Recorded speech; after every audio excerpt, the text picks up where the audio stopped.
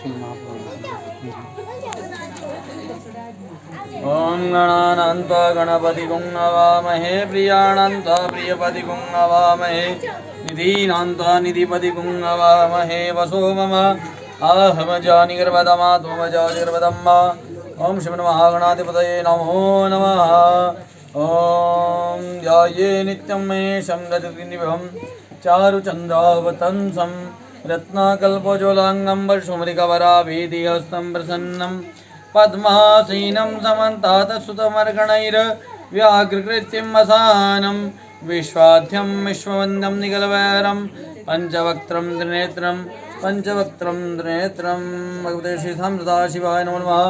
श्री साम सदाशिवाय नमः। शिव महापुराणाभ्यां नमो नमः। ध्यानार्थे अक्षतपुष्पाणि समर्पयामि पूजयामि। बोले शंकर भगवान की जय हो।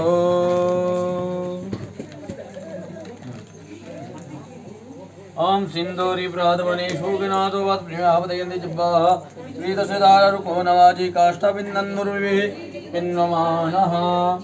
ओम जाहावली रावला अभगवाजा च भुक्णीः बृहस्पति वसुदास्तानो मुञ्चन्दघुं असह माल्यादिने सुवन्दिनी मालत्यादिन्मयि पर्वमयानि पुष्पाणि पूजार्थं प्रतिगृहीतां पुष्पमालां च समर्पयामि। पुष्पमालामपरान्ते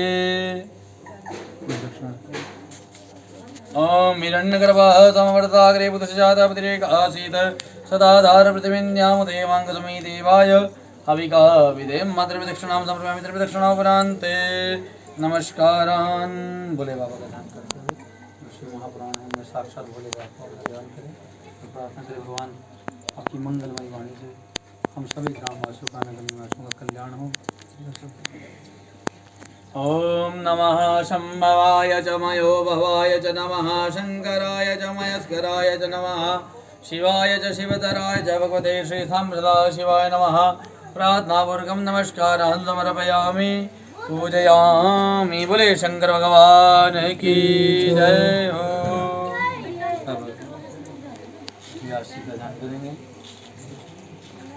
ओम गुरुर्ब्रह्मा गुरुर्विष्णु गुरुर्देवो महेश्वरा गुरु साक्षात् परब्रह्म तस्मै श्री गुरवे नमः।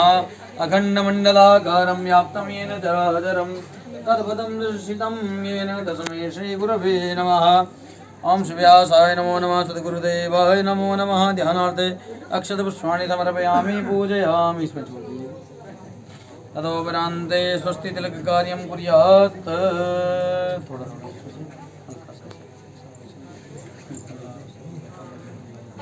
ओम नमो ब्रह्मण्यदेवाय गो ब्रह्मणहिताय च जगदहिताय कृष्णाय श्री गोविंदाय नमो नमः।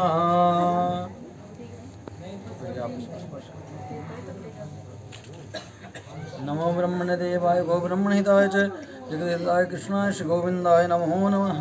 पुष्पमाला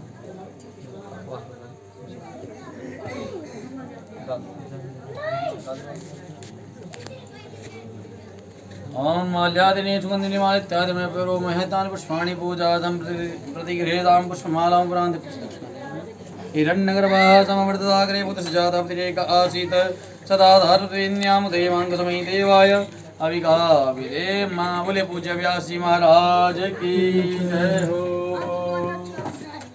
श्री शिव महापुराण जी की प्रथम आरती के लिए सभी भक्तगण अपने अपने स्थान पर खड़े हो जाएंगे। बोले एक दंत भगवान की शिव महापुराण की व्यास जी महाराज की जय हो। ओम चंद्रमानसोजो सूर्यो अजायता श्रोत्राद्वाश प्राणसमुखादग्निर्जायता। सभी परिवार से ओम आराट त्रिपार्थिव गुरजा पितुरपराय दामवे दिवः सदा गुंसि बृहति पितृस आत्मेकं वर्तते तमः इदग्गुहविः प्रजननं मे असुदश वीरकं सर्वकर्णकं स्वस्थये आत्म शनि प्रजा शनि वसु शनि लोक शन्यवय शनि अग्निः प्रजां बहुलां मे करोत्वन्नं वयोरेतो अस्मासु दत्ता। ओम कर्पूरगौरं करुणावतारं संसारसारं भुजगेन्द्रहारं सदा वसन्तं हृदयारविन्दे भवं भवानी सहितं नमामि।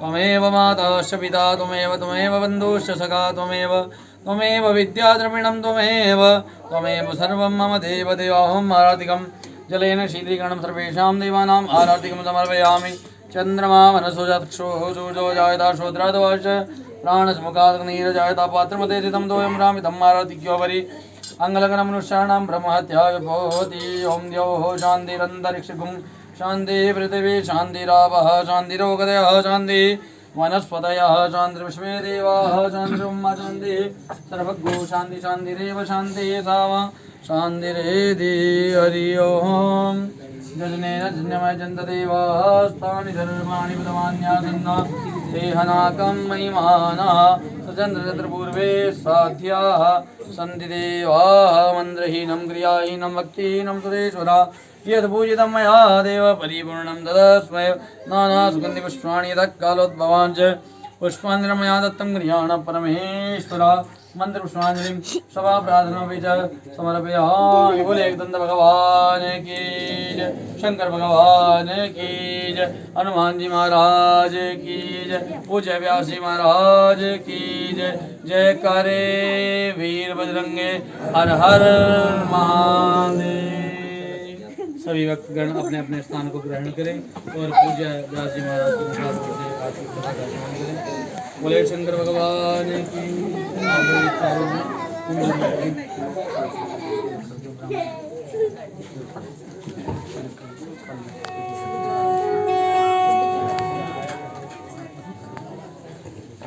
हरि ओम जय जय सीताराम जय जय सीताराम जय जय सीताराम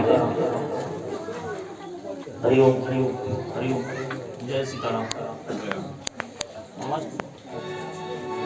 हरि ओम रिपीट कम करो रिपीट इको कम करो इको हरि ओम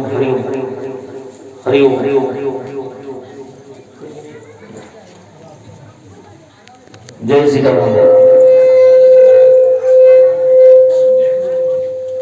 हरि ओम जय जय सीताराम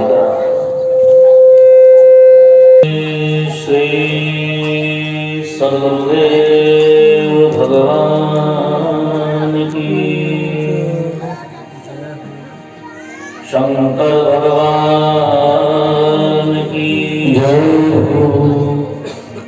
सियावर रामचंद्र भगवान की जय श्री हनुमान जी महाराज की हरि ओम नमः परमहंस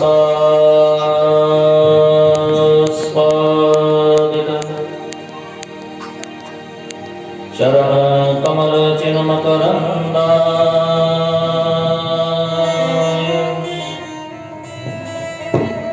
भक्त जनमानस निवासाय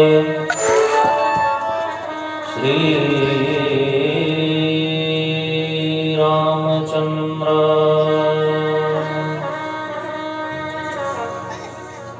ध्येयं सदा परिभवगनमभीष्टदोहम् तीर्थास्पदं शिवविरिञ्चिनुतं शरण्यं भृत्यार्तिहं प्रणतपालभवाब्धिपोतं वन्दे महापुरुषते चरणारविन्दम्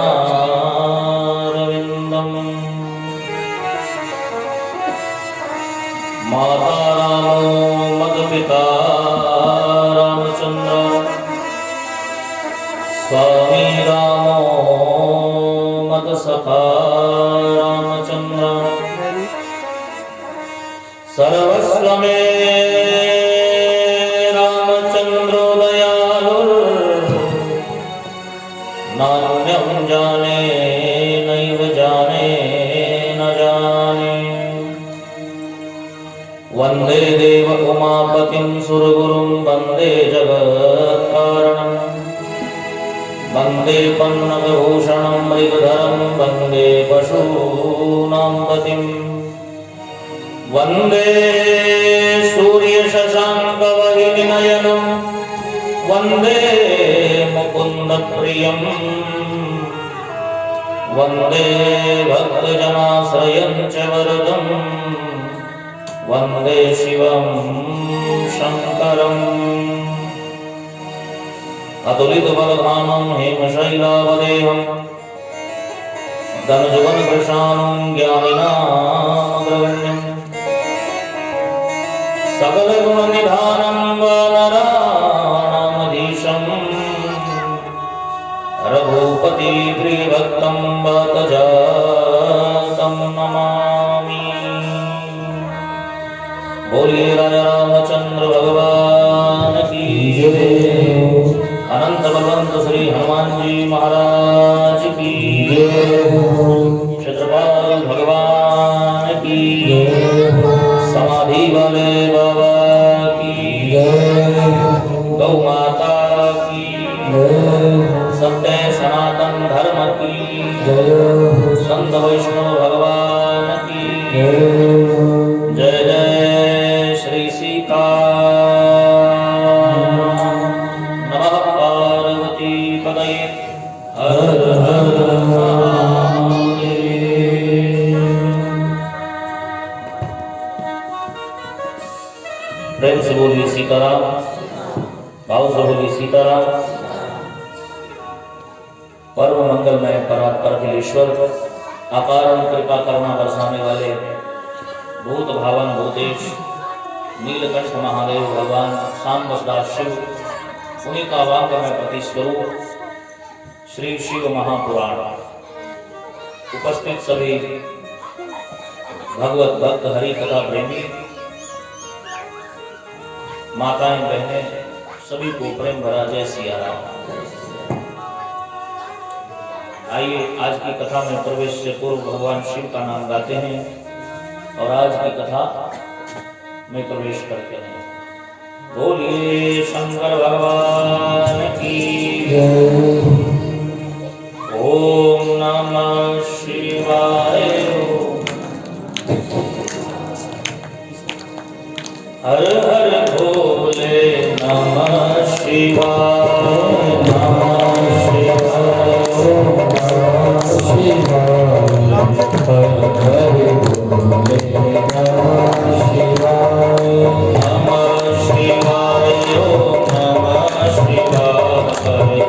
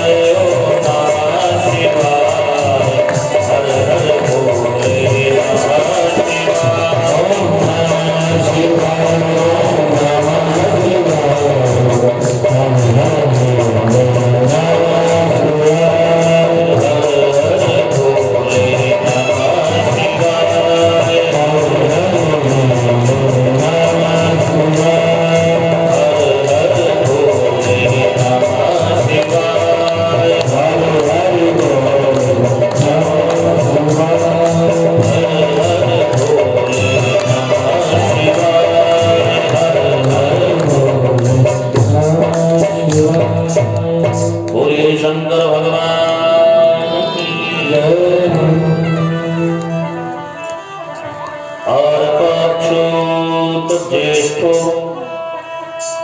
विद्युन्माल मध्यमा कमलाक्षा कन्याश्च सर्वे तुल्यबला।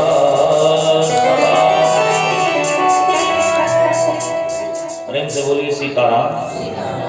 एक बार भाव से बोलिए सीताराम। आनंद से बोलिए सीताराम। शिव महापुराण के इस दिव्य ज्ञान सत्र के आज 6वें दिवस में हम आप सब प्रवेश कर रहे हैं। कल आप सभी ने बड़े भाव से भगवान शिव के पुत्र कुमार कार्तिकेय और गणपति जी की कथा सुनी। भगवान शिव के दोनों ही पुत्र महाबलशाली, महापराक्रमी और देवताओं के अग्रगण्य, देवताओं के द्वारा पूजित हुए। कुमार कार्तिकेय देवताओं के सेनापति बने और गणपति जी देवताओं के गणों के अध्यक्ष बने, गणाध्यक्ष। इसीलिए गणेश जी का पूजन सबसे पहले होता है। भगवान शिव के विवाह की वेदी पर जब शंकर जी का विवाह हो रहा था मां पार्वती के साथ में, उस समय भी गणेश जी की पूजा हुई थी। अब आप समझिए इस बात को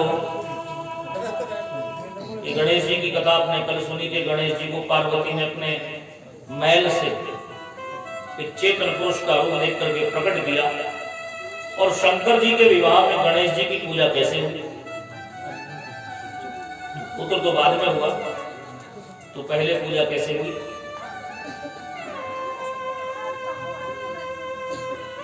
ये बात बड़े ध्यान से सुनने की है और समझने की है। कई बार शास्त्रों की वाणी सुन करके हमारी मति भ्रम हो जाता है, बुद्धि में भ्रम पैदा हो जाता है। ऐसा कैसे हो सकता है? अभी शिव महापुराण से पहले हमने जब भागवत जी में भगवान शिव की कथा सुनी थी, तो उसमें हमने सुना था कि ब्रह्मा जी की भ्रिकुटी से रुद्र प्रकट हुए। माने विष्णु की नाभि से ब्रह्मा और ब्रह्मा की भ्रिकुटी से रुद्र। विष्णु ब्रह्मा के पिता हुए और ब्रह्मा रुद्र के पिता हुआ। लेकिन शिव महापुराण की कथा क्या कहती है कि शिव अनादि तत्व है। इन्हीं सिर से विष्णु प्रकट हुए, फिर विष्णु से ब्रह्मा प्रकट हुए, फिर उसी में भगवान शिव का रुद्र रूप प्रकट हुआ। माने रुद्र जो अवतार है वो भगवान अनादि शिव का अवतार है। ऐसे ही जो गणेश जी शिव जी के पुत्र बनकर के प्रकटे हैं, ये भी गणेश जी का अवतार है। गणेश जी अनादि है। अनादि समझते हैं?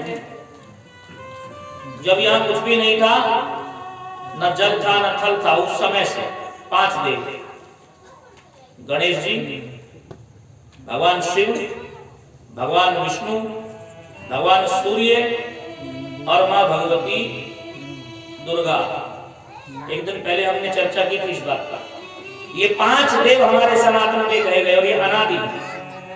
और कल्प भेद से कथाओं में भी भेद आता है। अब ये कल्प भेद क्या होता है? ब्रह्मा जी के एक दिन को कल्प कहते हैं। अब ब्रह्मा जी का एक दिन कितना बड़ा होता है? ब्रह्मा जी के एक दिन में 14 मनवंतर बदलते हैं और 14 इंद्र बदलते हैं।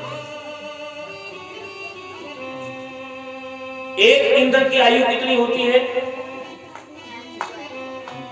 71 चतुर्युगी एक इंद्र की आयु होती है। थोड़ा ध्यान से समझने का प्रयास करना। कलयुग, द्वापर, त्रेता और सतयुग, 4 युग है। कलयुग की आयु है 4,32,000 वर्ष और कलयुग से दुगनी है द्वापर की 8,64,000 वर्ष। वो कलयुग से 3 गुनी है त्रेता की 12,96,000 वर्ष। और कलयुग से 4 गुनी आयु है सतयुग की, 17,20,000 वर्ष। इन चारों युगों की आयु बनती है 43,20,000 साल। और जब ये चारों युग 71 बार चक्कर लगा लेते हैं, मान लो 71 बार सतयुग गया, त्रेता गया, द्वापर गया, कलयुग गया, 71 बार चारों युग चले जाएं, तो ये इंद्र की आयु होती है। एक मनु की आयु होती है। मनु और इंद्र की आयु बराबर होती है। मनु और इंद्र का शासन बराबर होता है। 71 चतुर्युगी बीतने पर इंद्र बदलते हैं, मनु बदलते हैं। और जब 14 बार इंद्र बदल जाए, 14 मनु बदल जाए, तो उसको कहते हैं एक कल्प। ये ब्रह्मा जी का एक दिन है। और ऐसे करके ब्रह्मा जी की आयु है 100 साल की।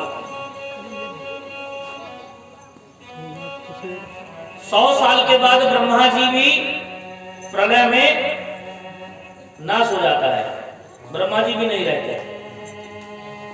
फिर भगवान विष्णु की नाभि से कमल प्रकट होता है, उस पर ब्रह्मा प्रकट होते हैं। वो सृष्टि का निर्माण फिर से दोबारा से होता है। ब्रह्मा जी के एक दिन में 14 इंद्र बदलते हैं। अब कल्प भेद क्या होता है? ब्रह्मा जी का एक दिन कल्प होता है, और कल्प में हजारों युग होते हैं। इन हजारों युगों में किसी एक युग में, किसी एक त्रेता में राम अवतार होता है और किसी एक द्वापर में कृष्ण अवतार होता है। ब्रह्मा जी के प्रत्येक दिन में राम और कृष्ण आदि अवतार होते हैं भगवान के। तो कल्प भेद क्या होता है? जैसे ब्रह्मा जी के एक दिन में राम कृष्ण अवतार हुआ, उसमें लीला हुई। ब्रह्मा जी का जो अगला दिन होगा उसमें भी राम कृष्ण अवतार होगा, तो लीला सेम टू सेम नहीं होती है, उसमें कल्प भेद से भेद आ जाता है। कभी कोई लीला है, कभी कोई लीला है। अभी हम जो राम कृष्ण की कथा सुनते हैं, अभी जो हम भगवान के अवतारों की कथा सुनते हैं, वो इस कल्प के अवतारों की कथा है। तो ये कल्प कौन सा है? हम संकल्प जब करते हैं, ब्राह्मण लोग संकल्प में बोलते हैं ओम विष्णु श्रीमद्भगवतो महापुरुषस्य विष्णुराजन्यः प्रवर्तमानस्य अधोनमा परमात्मने अद्य श्री ब्रह्मणोनि द्वितीये प्रहार्दे श्री श्वेतवराह कल्पे वैवस्वत मन्वन्तरे अष्टादशतमे कलियुगे कलि प्रथम चरणे। ये हमारी सृष्टि का पूरा क्रम बता रहा है कि सृष्टि कहां चल रही है। इसमें कहा गया कि महाराज ये ब्रह्मा जी की आधी आयु चली गई और ये ब्रह्मा जी का 51वां वर्ष चल रहा है। कौन सा वर्ष चल रहा है? 50 साल ब्रह्मा जी के चले गए, ये ब्रह्मा जी का 51वां वर्ष शुरू हो गया। प्रांत लिखा है, प्रांत का मतलब क्या होता है? आधा चला गया और दूसरा आधा शुरू हो गया। ब्रह्मा जी की 100 साल की उम्र बताई गई, उसमें से 50 ब्रह्मा जी के बीत गए। ये 51वां वर्ष ब्रह्मा जी का चल रहा है और 51वें वर्ष का ब्रह्मा जी के ये श्वेत वराह कल्प चल रहा है। श्वेत वराह कल्प, इस कल्प का नाम है श्वेत वराह कल्प। और श्वेत वराह कल्प के अंतर्गत जो ये मनवंतर चल रहा है, इस मनवंतर का नाम है वैवस्वत मनवंतर। वैवस्वत मनवंतर। और वैवस्वत मनवंतर के अंतर्गत जो ये कलयुग चल रहा है, ये 28वां कलयुग चल रहा है। अष्टादशतमे कलियुगे कलि प्रथम चरण। 28वें कलयुग का ये पहला चरण चल रहा है। मतलब इस मनवंतर के, वैवस्वत मनवंतर के 27 कलयुग बीत चुके हैं, 28 सतयुग बीत चुके हैं, 28 त्रेता बीत चुके हैं, 28 द्वापर बीत चुके हैं और 28वां कलयुग ये धीरे धीरे निकल रहा है। हम जो इसमें बैठे, ये 28वां कलयुग है इस मनवंतर का। इससे पहले तो हजारों कलयुग चले गए, ये पहला कलयुग नहीं है। इस मनवंतर के बाद जो मनवंतर होगा, उस मनवंतर का नाम होगा सावर्णी मनवंतर। दुर्गा सप्तशती का जो पाठ करते हैं ना, वो ये बात समझ सकते हैं। सावर्णी मनवंतर होगा। और मनवंतर 14 होते हैं एक कल्प में। तो ये मनवंतर कौन सा चल रहा है? ये 7वां मनवंतर चल रहा है महाराज। इससे पहले 6 मनवंतर बीत चुके हैं। ये 7वें मनवंतर का 28वां कलयुग चल रहा है। अब जो हम कथा सुनते हैं राम जी की, कृष्ण जी की, नरसिंह की, या जो भी हम कथा सुनते हैं वो कथा इस कल्प की है। इससे पहले जो ब्रह्मा जी की आयु गई उसमें जितने भी कल्प हुए ये उन कल्पों की कथा नहीं है। अच्छा, इस कल्प की कथा क्यों है, पिछलों की क्यों नहीं है? क्योंकि हर द्वापर के अंत में कलयुग से पहले भगवान वेद व्यास के रूप में अवतार लेते हैं। हर द्वापर के अंत में भगवान का अवतार होता है वेद व्यास जी के रूप में। क्यों होता है? क्योंकि जब द्वापर जा रहा होता है, कलयुग आ रहा होता है, तो भगवान कहते हैं कि कलयुग के मनुष्य, कलयुग के जीव कैसे होंगे? मंदा सुमंद मतयो मंद भाग्य एकद्रुतः। कलयुग के जो जीव हैं उनकी बुद्धि भी मंद होगी और भाग्य भी मंद होगा। भाई जिसकी बुद्धि तेज हो और भाग्य ना हो तो बुद्धि के बल पे वो जीत जाता है। बुद्धि का प्रयोग करके वो भाग्य को चमका लेता है, भाग्य बना लेता है। जिसके पास बुद्धि ना हो भाग्य उज्ज्वल हो, इसका भाग्य बढ़िया हो, बुद्धि ना हो तो भी उसका काम चल जाता है। आपने कहीं ऐसे लोगों को देखा होता है कि बुद्धि नहीं होती लेकिन भाग्य इतना तेज होता है कि हमारा सब कुछ बढ़िया अपने आप होता चला जाता है भाग्य के वश। लेकिन कलयुग में जो जीव है उनकी बुद्धि भी मंद होती है और भाग्य भी मंद होता है। इसलिए भगवान कलयुग के जीवों के उद्धार के लिए व्यास रूप में अवतार लेकर के वेदों के सूत्रों की व्याख्या कर करके पुराणों की रचना कर देते हैं। वेदों की भाषा बड़ी कठिन है, वेदों की भाषा समझ में नहीं आती। वेदों की भाषा को समझने के लिए महाराज वैदिक परंपरा से, सांगोपांग विधि से, गुरु शिष्य परंपरा से वेदों को समझा जा सकता है। कोई अपनी मर्जी से बैठ करके वेदों को पढ़े तो अर्थ का अनर्थ कर देता है। इसलिए महाराज व्यास जी के रूप में भगवान अवतार लेके उन वेदों के सूत्रों की व्याख्या करके उनका सरलीकरण कर देते हैं, उनको सरल बना देते हैं पुराणों के रूप में। और फिर पुराणों की कथा सुन करके जीव अपना कल्याण कर देता है। इसलिए व्यास जी का अवतार होता है। ये व्यास जी स्वयं भगवान ही हैं। भगवान ही अवतार लेकर आते हैं, कलयुग के जीवों के कल्याण के लिए पुराणों की रचना कर देते हैं। इन पुराणों की कथा सुन करके कलयुग के जीवों का उद्धार होता है। हम जो कथा सुन रहे हैं हम इस कल्प की कथा सुन रहे हैं, श्री श्वेत वराह कल्प की। इससे पहले जो कल्प बीते हैं वो कथा नहीं सुन रहे हैं। कल्प भेद से कथा में भेद होता है। आप कथा सुनते हो, कहीं पे कोई कथा किसी प्रकार से कही गई है, कहीं पे कोई कथा किसी प्रकार से कही गई। अब सुनकर के हमको लगता है ये उस पुराण में कोई ऐसे लिखा, इस पुराण में ये ऐसे लिखा, तो कैसे हो सकता है? या तो वो बात सच होगी या ये बात सच होगी, दोनों तो सच हो नहीं सकती। तो कहा हमारा दोनों सच हैं, दोनों बातें सच हैं। एक पहले हुई, एक बाद में हुई, पर दोनों बातें सच हैं। दोनों में भेद भी है और दोनों सत्य भी है। ये बात तब समझ में आती है जब ज्ञान चक्षु खुलते हैं, ज्ञान के नेत्र खुलते हैं, तब ये बात समझ में आती है। एक गांव में एक हाथी आ गया, वो गांव था अंधों का, पूरे गांव में अंधे थे सब। हाथी के गले में घंटा लटक रहा था और महावत साथ में था। महावत कह रहा था हट जाओ भाई, हट जाओ, हाथी आ रहा है, हट जाओ, हट जाओ, हाथी आ रहा है, हट जाओ, हट जाओ, हाथी आ रहा है, हाथी आ रहा है, हाथी आ रहा है। अब सब लोग हट गए, किनारे पे हो गए, अंधे थे सब, दिखाई देता नहीं था। महावत से बोले भाई रुक, क्या हम तेरे हाथी को देख सकते हैं?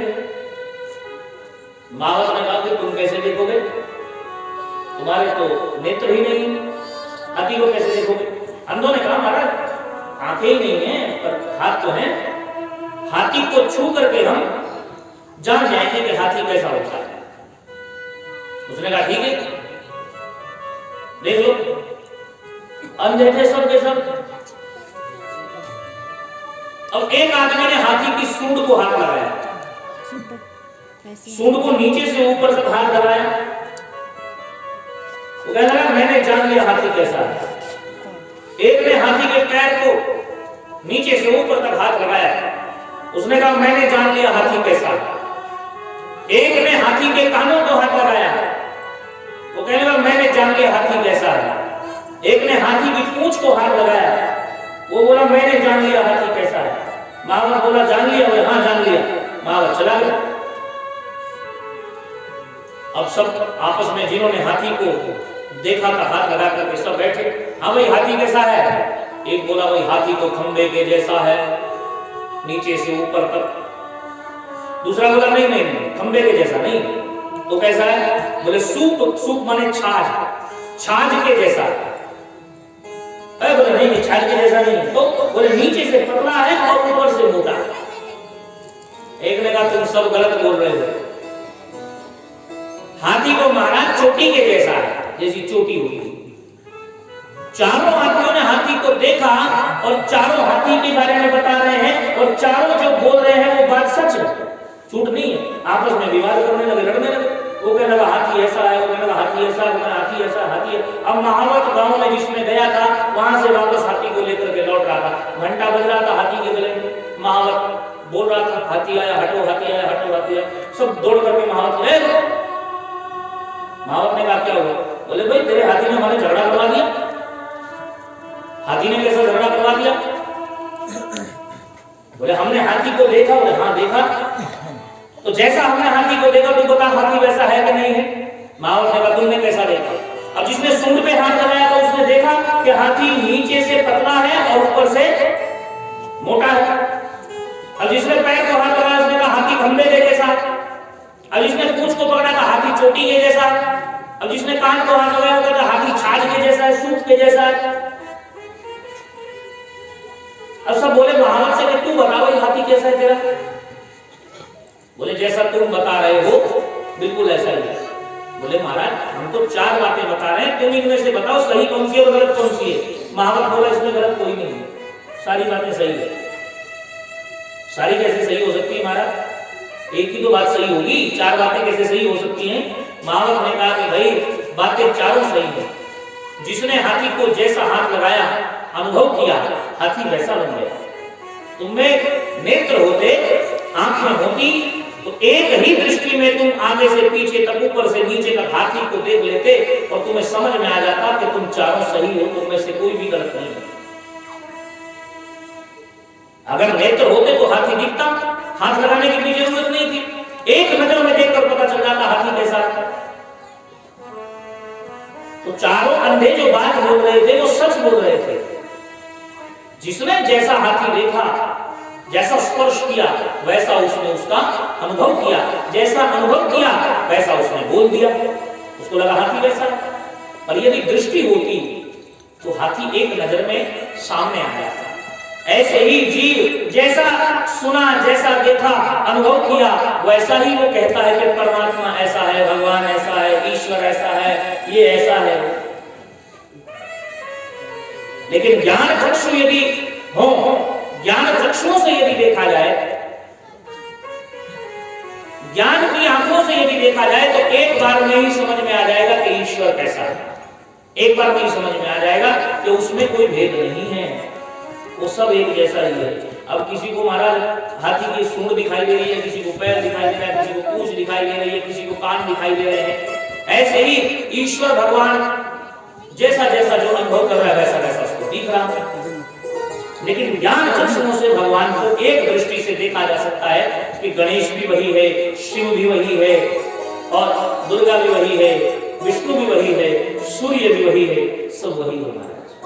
अब जो गणेश जी का पूजन भगवान शिव के विवाह में हुआ वो गणेश जी अनादि है, क्योंकि ये सृष्टि, ये कथा जो आप सुन रहे हैं ये इस कल्प की कथा है। इससे पहले जो कल्प बीत गए, इससे पहले जो हजारों कल्प बीत गए उनमें कथाएं कुछ और थी, कथाओं में भेद आया, उनमें गणेश जी का जन्म हुआ। गणेश जी अनादि हैं, आज के नहीं। आप जो कथा सुन रहे हैं वो इस कल्प की कथा सुन रहे हैं, जिस कल्प के 28वें कलयुग में हम बैठे हैं। और 28वां कलयुग चल रहा है जिस दिन 71 सतयुग त्रेता द्वापर कलयुग चले जाएंगे तो फिर ये मनवंतर बदल जाएगा। ये मनवंतर बदल करके अभी मनवंतर चल रहा है वही वस्वत, फिर मनवंतर आएगा सावर्णी, सावर्णी मनवंतर आएगा। और सावर्णी मनवंतर आएगा तो महाराज ये 7वां मनवंतर है वो 8वां मनवंतर होगा। जब 14 मनवंतर बीत जाएंगे फिर ये कल्प भी बदल जाएगा, अगला कल्प शुरू हो जाएगा। ब्रह्मा जी का एक दिन बीत करके दूसरा दिन शुरू हो जाएगा। इस सृष्टि का विस्तार बहुत बड़ा है, इसलिए जो कथा आप सुने उस पर संदेह मत करें, शंका मत करें। शास्त्र की बात पर कभी संदेह नहीं करना चाहिए। आप पढ़ना जरूर चाहिए, जानना जरूर चाहिए, पर संदेह नहीं करना चाहिए। श्री महापुराण में आप जो पढ़ रहे हैं, जो सुन रहे हैं, आपको उस बात पे विश्वास करना चाहिए, क्योंकि ये जो पुराण है ये महर्षि वेद व्यास जी के द्वारा रचित हैं और वेदों के सूत्रों की व्याख्या करके उनकी रचना की गई है। इसलिए गणेश जी अनादि हैं। तो गणेश जी का पूजन शिव जी के विवाह में भी हुआ था और आज भी हुआ है।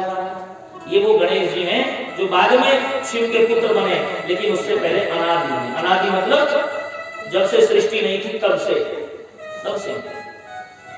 बोलिए गणपति महाराज की जय। गणेश जी का पूजन हुआ महाराज, और देवताओं के द्वारा पूजित गणेश जी हुए। गणेश जी के विवाह हुए। सिद्धि बुद्धि पत्नियों का नाम है, क्षेम और लाभ पुत्रों का नाम है। कुमार कार्तिकेय क्रौंच नाम के पर्वत पर चले गए और भगवान शिव पार्वती के साथ मल्लिकार्जुन के रूप में वहां स्थापित हुए। अब नारद जी कहने लगे कि आगे की कथा सुनाइए। पितामह ब्रह्मा ने कहा, तारकाक्षस्तु तब ज्येष्ठो विद्युन्माली च मध्यमा कमलाक्षः कन्याश्च सर्वे तुल्यबला सदा। जो तारकासुर था जिसका वध कार्तिकेय ने किया था, वो तारकासुर के 3 बेटे हुए, तारकाक्ष, विद्युन्माली और कमलाक्ष। इनके पिता की जब मृत्यु हुई तो इनको बहुत रोष हुआ। तीनों भाई पर्वत पर चढ़ गए, वो घोर तप करने लगे। बहुत तप करके ब्रह्मा जी को प्रसन्न किया। ब्रह्मा जी प्रकट हुए। ब्रह्मा जी ने कहा, मांगो क्या मांगते हो? कहा, महाराज हमें अमर बनाओ, हमें कोई मारने वाला ना हो, कोई हमें जीतने वाला ना हो, हम किसी से हारे नहीं, ऐसा वरदान दो। ब्रह्मा जी बोले, अमरता का वरदान मैं तुमको नहीं दे सकता, कुछ और मान लो कि महाराज इतना घोर तप किया तो इसलिए किया क्या?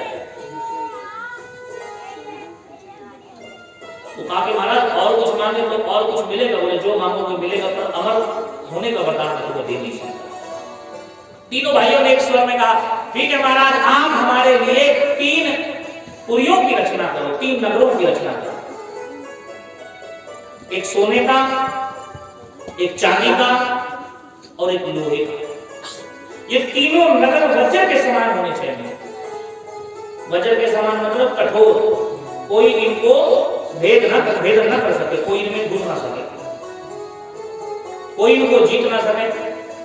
ब्रह्मा जी बोले, ऐसा नहीं होता भाई,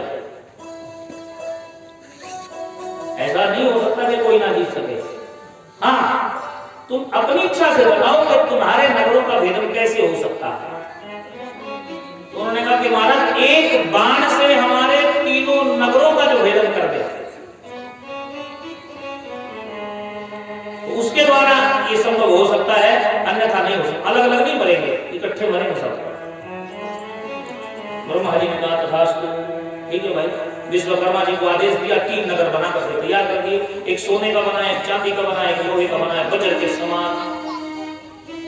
और दिव्य नगरों की जब स्थापना हुई तो ब्रह्मा जी बोले, भाई इन नगरों की रक्षा के लिए तुम भगवान शिव की आराधना करो, महादेव की आराधना करो।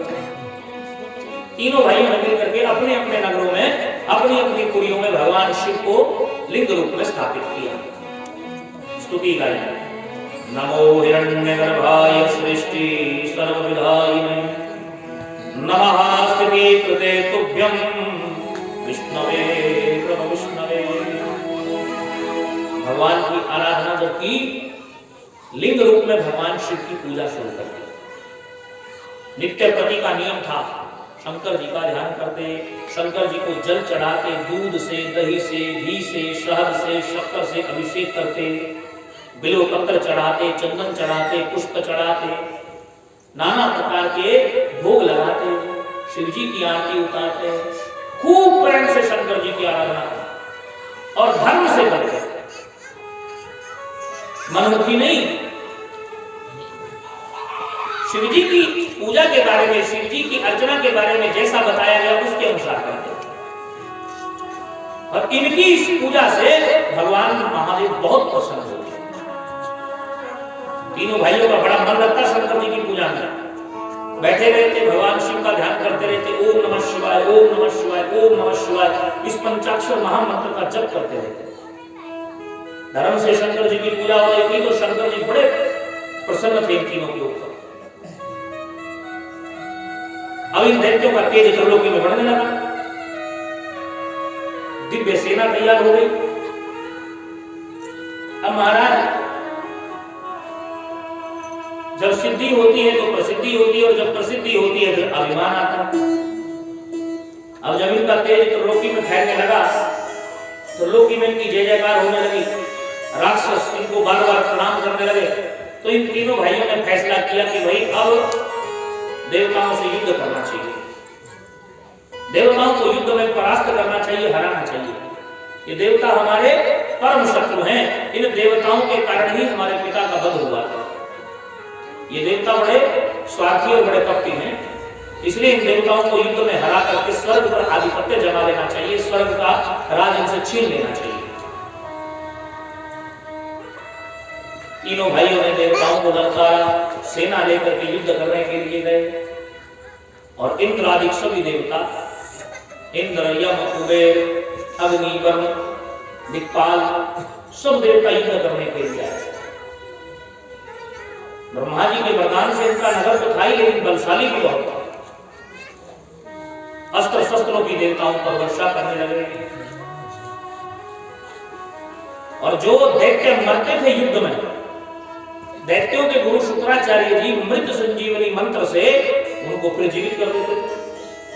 देवता देखने लगे, भाई जो दैत्य मरते भी हैं ये फटाफट फिर उठ जाते हैं, क्यों उठ जाते हैं? नारद जी ने पूछा ब्रह्मा जी से, ऐसा कैसे? बोले शुक्राचार्य जी जो दैत्यों के गुरु हैं, उन्होंने मृत संजीवनी विद्या भगवान शिव से आशीर्वाद के रूप में पाई है।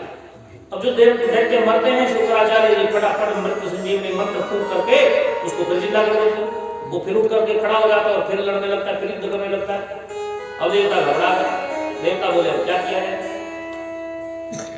देवता भाग गए सब, ब्रह्मा जी के पास पहुंचे। महाराज वो तीन राक्षसों ने हमें बहुत परेशान कर दिया, स्वर्ग छीन लिया, स्वर्ग की सारी संपत्ति छीन ली। अब हम कहां जाए? हमारा घर बार नहीं बचा, अब घर से निकाल दिया जाए तो हमारा क्या होगा? हम कहां जाएंगे? ब्रह्मा जी ने कहा कि भाई चलो भगवान विष्णु के पास चलते हैं। भगवान विष्णु के पास जाकर के प्रार्थना की, तू अब क्या करे? भगवान विष्णु बोले भाई देखो ऐसा है, ये तीनों जो दैत्य हैं इनको कोई हरा नहीं सकता। देवताओं ने कहा महाराज आप में भी इतना सामर्थ्य नहीं कि आप इनको हराओ। विष्णु जी बोले ये नित्य भगवान महादेव की पूजा करते हैं, नित्य महादेव की आराधना करते हैं, नित्य का इनका नियम है। जिसके रक्षक महादेव है, जिसके रक्षक भगवान शिव है, उसको दुनिया में कोई हराने वाला नहीं है। लेकिन महादेव के प्रति जो भाव हो वो भाव विशुद्ध होना चाहिए, धर्म सहित होना चाहिए, और इनका भाव महादेव के चरणों में एकदम विशुद्ध है, दोष रहित है, इसलिए इनको हराना बहुत मुश्किल है। भगवान शिव के श्री चरणों में जैसा भाव रखोगे महाराज वैसा फल मिलेगा। भाव को शुद्ध रखिए, भगवान को कुछ नहीं चाहिए, शंकर जी को कुछ नहीं चाहिए, क्या चाहिए? बस एक भाव रखिए, आत्मा त्वं गिरिजामति सहचरा प्राणा शरीरं गृहं पूजा ते विषयोपभोग रचना निद्रा समाधि स्थिति संचारापदयो प्रदक्षिण विधि स्तोत्राणि सर्वा गिरो यदद्यकरं करोमि तदखिलं शंभो त्वाराधनम्। शंकर जी के प्रति कैसा भाव होना चाहिए? आत्मा त्वं गिरिजामति सहचरा। हे शिव, हे भोलेनाथ, मेरी आत्मा त्वं, त्वं मैंने आप हो, आत्मा त्वं, मेरी आत्मा आप हो। गिरिजामति, गिरिजा माने मां पार्वती। तो पार्वती कौन है? बोले मेरी मति पार्वती। मति माने बुद्धि। मेरी आत्मा है भोलेनाथ आप है, और मेरी बुद्धि मेरी मति मां पार्वती है।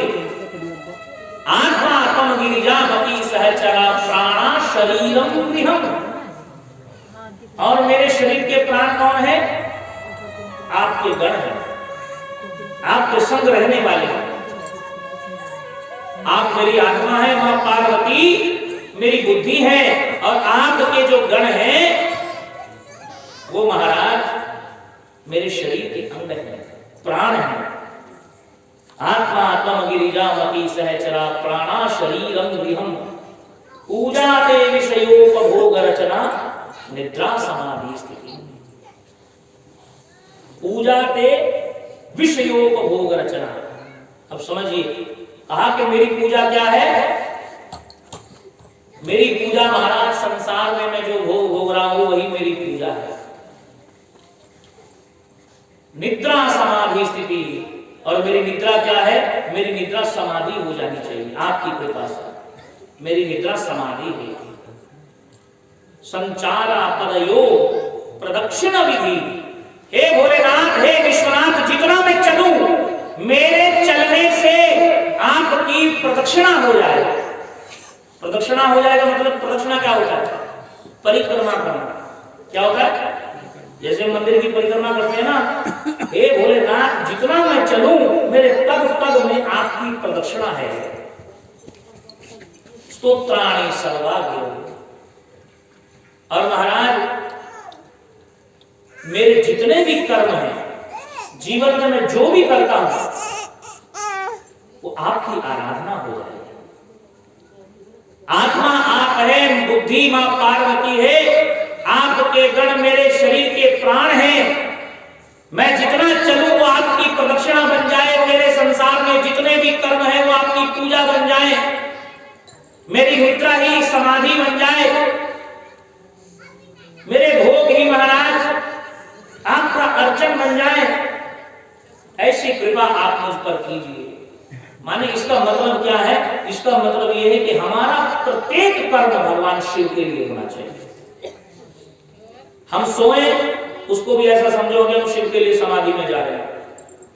हम चले तो ऐसा अनुभव करो कि हम भगवान शिव की प्रदक्षिणा कर रहे हैं, परिक्रमा कर रहे हैं। बुद्धि का प्रयोग करें, बुद्धि से कुछ भी सोचे तो आप समझिए कि मां पार्वती ही हमारी बुद्धि है। शिव के गण ही हमारे शरीर के प्राण हैं। जीवन का प्रत्येक कार्य भगवान शिव के लिए होना चाहिए। जीवन का प्रत्येक कार्य जब भगवान शिव के लिए होगा तो भगवान शिव हमारे रक्षक हो जाएंगे और हमको दुनिया में कोई हराने वाला नहीं है, कोई हम पे जीत जाने वाला नहीं है। आज त्रिपुर के ये तीनों दैत्य भगवान शिव की आराधना से, भगवान शिव की पूजा से भगवान शिव को प्रसन्न किए और भगवान शिव की कृपा से देवता इनको हरा नहीं पाए। भगवान विष्णु ने कहा कि इनको हराना बहुत मुश्किल है। देवताओं ने कहा महाराज कुछ तो उपाय होगा, किसी प्रकार से तो ये हारे। आपको युद्ध करना चाहिए। भगवान विष्णु बोले मैं तुम्हारे साथ जाकर के युद्ध तो जरूर करूंगा, लेकिन बहुत मुश्किल है इनको हराना। तो भगवान शिव भी सुदर्शन लेकर के देवताओं के साथ युद्ध करने के लिए युद्ध भूमि में आए। और जब युद्ध भूमि में विष्णु भगवान युद्ध करने के लिए आए तो विष्णु भगवान ने भी अस्त्र शस्त्रों से खूब महाराज इन तीनों से युद्ध किया और ये युद्ध में हारे हैं। इनकी शक्ति बढ़ती जा रही थी। हर हर महादेव, हर हर महादेव, हर हर महादेव के नारे लगा करके ये देवताओं के अस्त्र शस्त्रों को निगल जाते थे, देवताओं को ढूंढ ढूंढ करके मारते थे, देवता दौड़ दौड़ करके गुफाओं में छुप जाते, वहां से निकाल निकाल करके युद्ध करते, मारते। देवता बड़े दुखी हो गए, भगवान विष्णु से बोले कि प्रभु अब क्या करें, ये युद्ध कब तक चलेगा, अब ये हारने वाले तो है नहीं। तो भगवान विष्णु बोले कि भगवान शिव की माया है, शिव जी की कृपा यदि हो जाए, शिव जी की कृपा यदि हो जाए, इनका वध संभव है, इनसे छुटकारा हो सकता है। यदि शिव जी का वध हो जाए, तो शिव जी की कृपा हो जाए तो इनका वध हो सकता है। तो शिव जी की कृपा कैसे है? जब तक ये शिव जी की आराधना कर रहे हैं, शिव जी की पूजा कर रहे हैं, तो शिव जी इनके विरोधी कैसे हो जाएंगे? भगवान ने बोला चलो एक बार भगवान शंकर की शरण में चलते हैं, हम देखते हैं भगवान भोलेनाथ क्या कहते हैं। सब इकट्ठे होकर के शिव जी के पास गए और प्रार्थना की जा करके हे भूत भावन भूतेश, हे नीलकंठ महादेव। इन तीनों दैत्यों ने बहुत परेशान कर दिया, बहुत दुखी कर दिया, बहुत मार रहे हैं, स्वर्ग भी हमसे छीन लिया, सारी संपत्ति छीन ली, हमारा सब यश ले गए, सब ऐश्वर्य ले गए, अब हम क्या करें? आप देवताओं के लिए इनका वध कीजिए, हमसे प्रसन्न हो जाइए। भोलेनाथ बोले देखो भाई ये मेरे परम भक्त हैं और धर्म कहता है कि अपने भक्त को मारना नहीं चाहिए। मेरी भक्ति कर रहे हैं तो मैं इनको कैसे मार सकता हूँ? मैं इनको मारूंगा तो इसका मतलब ये है कि मैं अधर्म करूंगा। तो जब मैं ही अधर्म कर रहा हूं तो फिर धर्म की शिक्षा कैसे हो सकती है? धर्म का उपदेश करने वाला, धर्म सिखाने वाला यदि अधर्म करने लग जाए तो फिर धर्म कौन करेगा? शंकर जी बोले मैं जब तक ये धर्म के मार्ग पर चलते हुए मेरी आराधना कर रहे हैं, मेरी पूजा कर रहे हैं, मेरी अर्चना कर रहे हैं, तब तक मैं इनको मार नहीं सकता। हमारा समस्या बड़ी होगी, क्या किया जाए? तो ये युद्ध करते करते करते करते करते करते करते त्रिलोकी में बढ़ गए, त्रिलोकी में इनका राज हो गया, सब देवता घबराने लगे, क्या किया जाए? तो मां पार्वती ने भगवान विष्णु से कहा हे नारायण, आप तो मायापति हैं, कोई ऐसी माया रचो कि ये भगवान शिव की आराधना से च्युत हो जाएं, पीछे हट जाएं, ये धर्म के मार्ग को छोड़ करके अधर्म के मार्ग पर चल पड़े। और अधर्म के मार्ग पर जब चलेंगे तो शंकर जी से रुष्ट हो जाएंगे। जब शंकर जी रुष्ट हो जाएंगे तो शंकर जी अपना भी उद्धार कर देंगे। तो भगवान विष्णु ने माया से एक दिव्य पुरुष का निर्माण किया। वो मलिन वेशधारी पुरुष भगवान के सामने आकर के खड़ा हो गया, महाराज मेरे लिए क्या आज्ञा है, क्या करूं, मैं कौन हूं? भगवान विष्णु ने कहा एक विशेष कार्य के लिए तुम्हारा जन्म हुआ है, तुम्हारा नाम होगा मुंडी और काम होगा त्रिपुर के जो दैत्य हैं, तारकाक्ष, विद्युन्माली और कमलाक्ष, उनके नगरों में जाकर के अधर्म का उपदेश करो। समझिए, अधर्म का उपदेश करो। उन्होंने कहा महाराज अधर्म का उपदेश करो, आप ये बात हमसे कह रहे हैं? बोले हाँ, तुम्हारा जन्म ही इसीलिए हुआ, तुम अधर्म सिखाओ जाकर के उनको। महाराज अधर्म सिखाऊंगा तो मैं पापी बन जाऊंगा, पापी बनूंगा तो फिर मैं नरक जाऊंगा, तो मैं पाप क्यों करूं? भगवान विष्णु ने कहा देव कल्याण के लिए, देव हित के लिए, सृष्टि के कल्याण के लिए तुमको ये काम करना पड़ेगा और इसका तुमको दोष नहीं लगेगा। क्यों नहीं लगेगा महाराज? क्योंकि वो जो तीनों हैं वो शिव की आराधना तो धर्म से कर रहे हैं, किंतु देवताओं के साथ अधर्म कर रहे हैं, पाप कर रहे हैं। अब भगवान श्री राम ने जब बाली को मारा तो बाली ने कहा सरकार मेरा क्या दोष था, आपने मुझे छुप करके मारा, सामने आकर के मारते, आपने क्यों मारा मुझे छुप करके? तो भगवान ने कहा कि भाई तूने काम ही ऐसा किया था, अधर्मी को मारने में कोई दोष नहीं लगता। मैंने क्या अधर्म किया? तुमने अपने भाई की पत्नी का हरण करके अपने पास में रखा। भाई की पत्नी, बेटी, बहन, माता, ये सब इनके ऊपर जो दृष्टि है वो धर्म की होनी चाहिए। तुमने अपने भाई की पत्नी का ही हरण कर लिया, तो तुमने महाघोर पाप किया है, अधर्म किया है, इसलिए इस अधर्म का फल तुम्हें भोगना पड़ा, इसलिए तुम्हें मरना पड़ा। तो तुम्हें मारने में कोई दोष नहीं है, अधर्मी को मारने में कोई दोष नहीं लगता महाराज। तो भगवान विष्णु कहने लगे कि तुम जाकर के उनको अधर्म का पाठ पढ़ाओ। अब जब मुंडी एक तपस्वी साधु का रूप बनाकर के उनके नगर में जाने लगा तो नगर में तो प्रवेश ही नहीं कर पाया। प्रवेश इसलिए नहीं कर पाया महाराज क्योंकि ब्रह्मा जी का वरदान था, कोई तुम्हारे नगर में नहीं आ सकता। लेकिन देव ऋषि नारद जा सकते थे। देव ऋषि नारद एक तो ब्रह्मा जी का बेटा है, दूसरा देवताओं के ऋषि हैं, इसलिए उनको मनाही नहीं थी, उनको रोक टोक नहीं थी, वो जा सकते थे।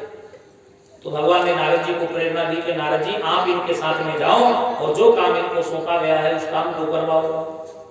हम नारद जी उस मुंडी पुरुष के साथ में त्रिपुर में प्रवेश कर गए।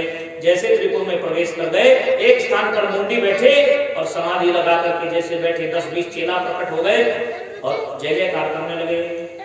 अब नारद जी महाराज भगवान की प्रेरणा से त्रिपुर के जो दैत्यराज थे उनके पास में पहुंचे और उन्होंने नारद जी का बहुत स्वागत किया। नारद जी को सुंदर सिंहासन पर बिठाया, नारद जी की अर्चना की, पूछा आने का कारण बताइए महाराज। नारद जी ने कहा कि भाई तुम्हारे नगर में एक बहुत दिव्य साधु आए हुए हैं, महात्मा आए हुए, और महात्मा की महिमा यह है कि मैं उनसे दीक्षा लेकर आया, मैं उनका चेला हूं, मैंने उनको गुरुजी बनाया है। अब तुम यदि अपना कल्याण चाहते हो तो उनको अपना गुरुजी बनाओ।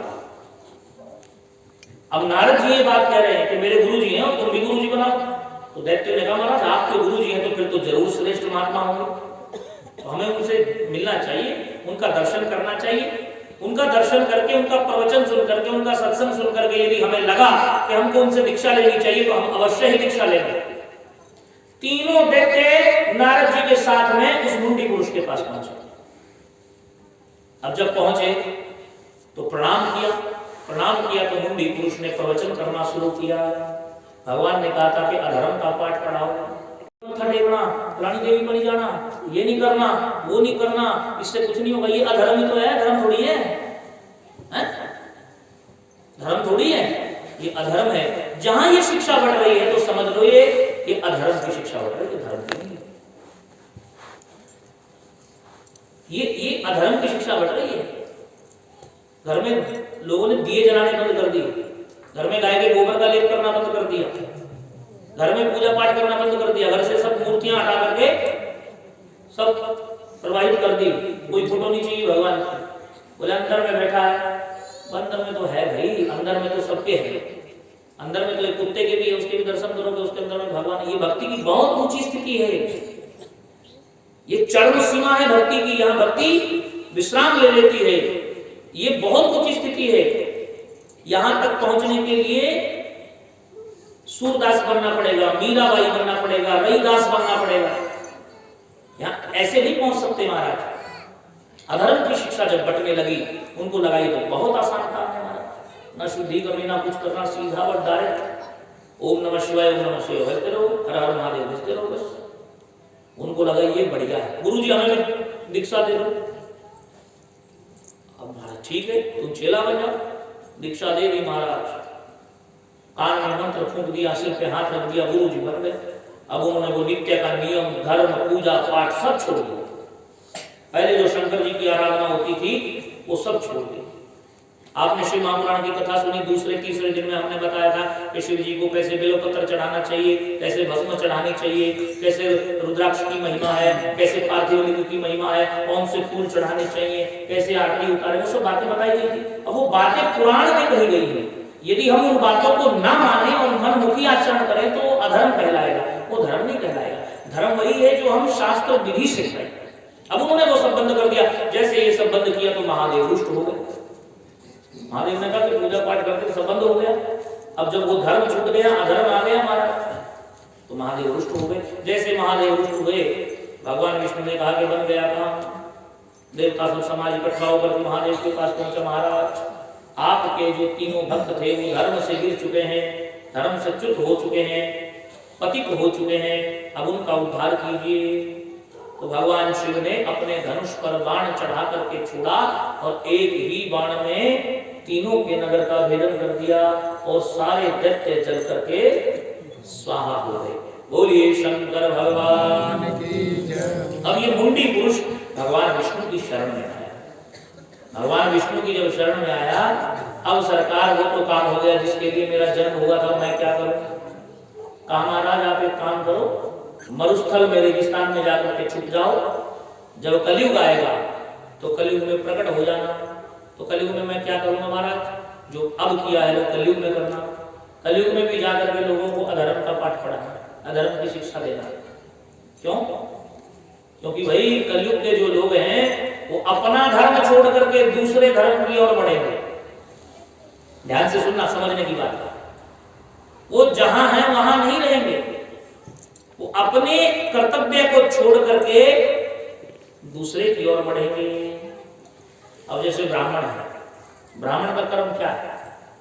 वेद पाठ करना, यज्ञ करना, यज्ञ कराना, शिक्षा देना, शिक्षा लेना, दान देना, दान लेना, ये ब्राह्मण का कर्म है। क्षत्रिय का कर्म क्या है? राष्ट्र की रक्षा करना। ये चारों वर्ण जो है भगवान के शरीर से प्रकट हुए। ब्राह्मणों से मुखम आसीत बाहु राजन्या कृता उरु तदस्य यदवैश्यः परभ्यागु शूद्रो हो जाएगा। ब्राह्मण मुख से प्रकट हुआ, क्षत्रिय भुजाओं से प्रकट हुआ, वैश्य उरु पेट से प्रकट हुआ और चतुर्थ वर्ण जो है वो चरणों से प्रकट हुआ।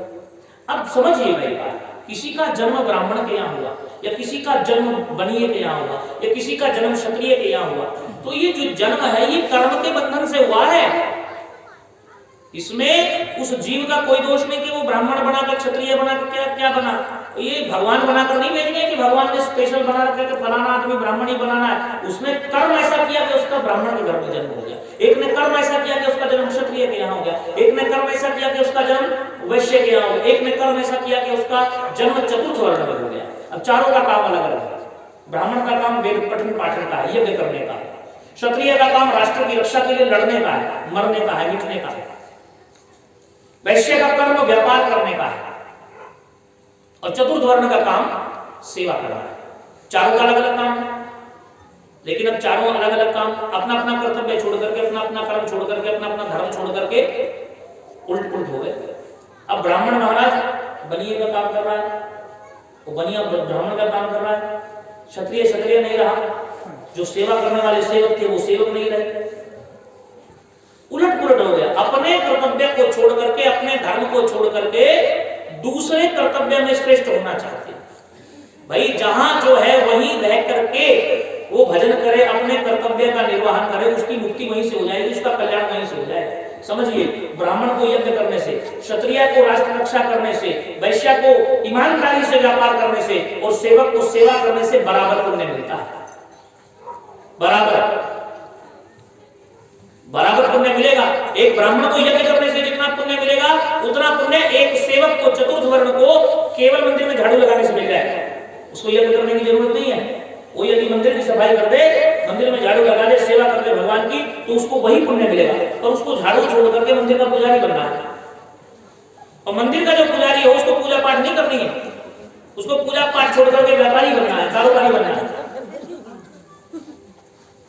जो क्षत्रिय है वो अपना धर्म छोड़ रहा है, तो जो जहां है वहीं रह करके अपने धर्म की पालना करे, जो जहां है वहीं रह करके अपने कर्तव्य का निर्वहन करे। महाराज ये धर्म है, पर अपने अपने कर्मों को छोड़ करके, अपने अपने धर्म को छोड़ करके एक दूसरे का करने में लगे हैं। इसलिए महाराज ये कपट, इसके लिए तुम जाकर के लोगों को अधर्म का पाठ पढ़ाओ। अधर्म का पाठ पढ़ने से क्या होगा? बोले ये धर्म से गिर जाएंगे, और धर्म से जब ये गिर जाएंगे, धर्म से जब ये पतित हो जाएंगे, तो जो सत्य धर्म है वो बचा रहेगा, नहीं तो धर्म का लोप हो जाएगा। सत्य धर्म बचा रहेगा। सत्य धर्म की रक्षा के लिए कहा कि तुम जाकर के ऐसा कहो। अब कलयुग में यही हो रहा महाराज।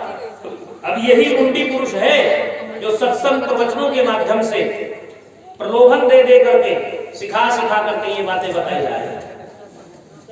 आप देख रहे होंगे अभी धर्मांतरण का कितना जोरदार चल रहा है। हरियाणा में तो इतना ज्यादा नहीं है पर बहुत ज्यादा नहीं है, लेकिन पंजाब में बहुत बुरी हालत है। पैसा देकर के धर्म बदलवा रहे हैं, हमारे वाले बन जाओ। और आपने देखा होगा कि चमत्कार दिखा रहे हैं कि जो आदमी चल नहीं सकता हु वो दौड़ने लगता है, जो आदमी बोल नहीं सकता हु वो भाषण देने लग जाता है, जो आदमी देख नहीं सकता उसकी आंख पे ऐसे हाथ घुमाएंगे, बोले इसको दृष्टि प्राप्त हो गई। कोई दुनिया के सारे अस्पताल बंद नहीं हो जाएंगे क्या? और जो ये प्रचार प्रसार कर रहे हैं, उनका अपना जो सबसे बड़ा गुरु है, जो उनके धर्म का स्तंभ है, मुख्य पोप जिसको बोलते हैं, वो अपना व्हील चेयर पे बैठा है, उसके घुटने नहीं ठीक हो रहे, और यहाँ लोगों को दौड़ा करके दिखाया जा रहा है हालेलुया हालेलुया।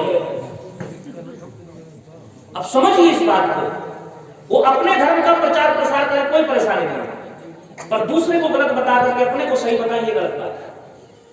देखो भाई, जिसकी दुकान में सामान बढ़िया होगा उसका बिकेगा, और जिसकी दुकान में सामान बढ़िया नहीं होगा उसका नहीं बिकेगा। अब जिसकी दुकान में सामान बढ़िया, उसको बुलाने की जरूरत नहीं है, अपने आप बिक जाएगा, और जिसका नहीं उसको प्रलोभन देना पड़ेगा, एक के साथ एक फ्री, एक के साथ 2 फ्री, वो कहेगा सब कुछ फ्री ले जाओ। आप देखेंगे ये सब यही हो रहा है महाराज। अब जो अपने नहीं हुए, अपने बाप के नहीं हुए, तो दूसरे के कैसे हो सकते हैं? जो अपने को छोड़ करके, अपने माता पिता को छोड़ करके दूसरे को बाप कह रहे हैं, वो उसके कैसे हो जाएंगे जो उसका अपने के नहीं हुए? जिसने जन्म दिया, जिसने पोषण दिया, जिसने सब कुछ दिया, वो उससे गिर गए, तो दूसरा को कैसे वो मानेंगे महाराज? वो स्वार्थ के वश गए हैं, स्वार्थ जब तक रहेगा तब तक रहेंगे, स्वार्थ नहीं रहेगा तो फिर इधर उधर भटक जाएंगे। ये कलयुग का यही प्रभाव है। आप समझिए हम क्या समझाना चाहते हैं। हम ये समझाना चाहते हैं कि धर्मो रक्षति रक्षितः, जो धर्म की रक्षा करता है धर्म उसकी रक्षा करता है, और धर्म नहीं होगा तो हम भी नहीं होंगे, ये सत्य बात है। लोग कहते हैं महाराज हमें क्या लेना, हमें क्या लेना, हमें क्या लेना। एक दिन ऐसा आएगा, अब जो लोग कहते हैं ना कि महाराज नहीं नहीं ये तो सब बातें हैं महाराज, बातें हैं, अब जिस पे बीतती है वो जानता है कि ये बातें हैं क्या है।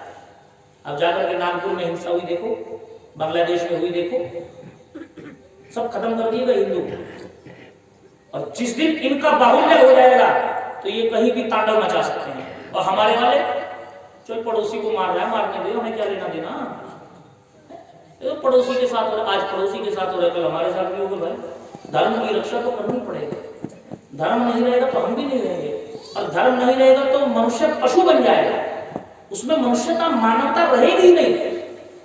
तो धर्म बहुत जरूरी है। इस शिव महापुराण की कथा कह रही है कि भगवान विष्णु ने ऐसे पुरुष का निर्माण किया जिसने उन दैत्यों को मारने के लिए अधर्म का पाठ पढ़वाया, क्योंकि वो अपने धर्म को छोड़ करके कुछ और कर रहे थे। अब वो जहां थे वहां रहते, धर्म से भगवान शिव की आराधना कर रहे थे तो करते रहते, उनको देवताओं को मारने की क्या जरूरत थी? जहां उनका राजपाट था, जो उनका अपना था, उसमें खुश रहते। उन्होंने देवताओं को भगाया, स्वर्ग पर आधिपत्य किया, ये अधर्म किया। इस अधर्म को मिटाने के लिए भगवान ने उनको धर्म से गिरा दिया, और धर्म से गिरा करके उनका वध करवा दिया। उनका पूरा सब कुछ कुल ही नाश करवा दिया। अब यही होता है महाराज, और कलयुग में यही हो रहा है।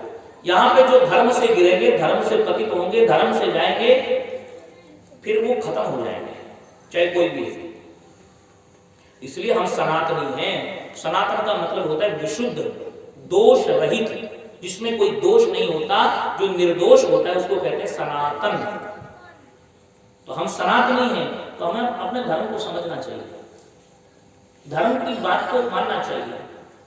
और विडंबना ये है महाराज, जो धर्म गुरु बन करके घूम रहे हैं उनको धर्म की परिभाषा ही नहीं पता कि धर्म होता क्या है। आप एक प्रश्न पूछ लो कि धर्म का मीनिंग बताएं, धर्म शब्द का अर्थ बताएं क्या होता है, बता नहीं सकते। और धर्म गुरु बन करके घूम रहे हमारे, बड़ा बड़ा टीका लगा करके, ये सब मुंडी है, मुंडी जो भगवान विष्णु ने प्रकट किया। बस ये धर्म की आड़ में अपना धंधा चला रहे हैं, व्यापार चला रहे हैं, धर्म का व्यापार कर रखा है और पैसा कमा रहे हैं, बस इतनी बात है।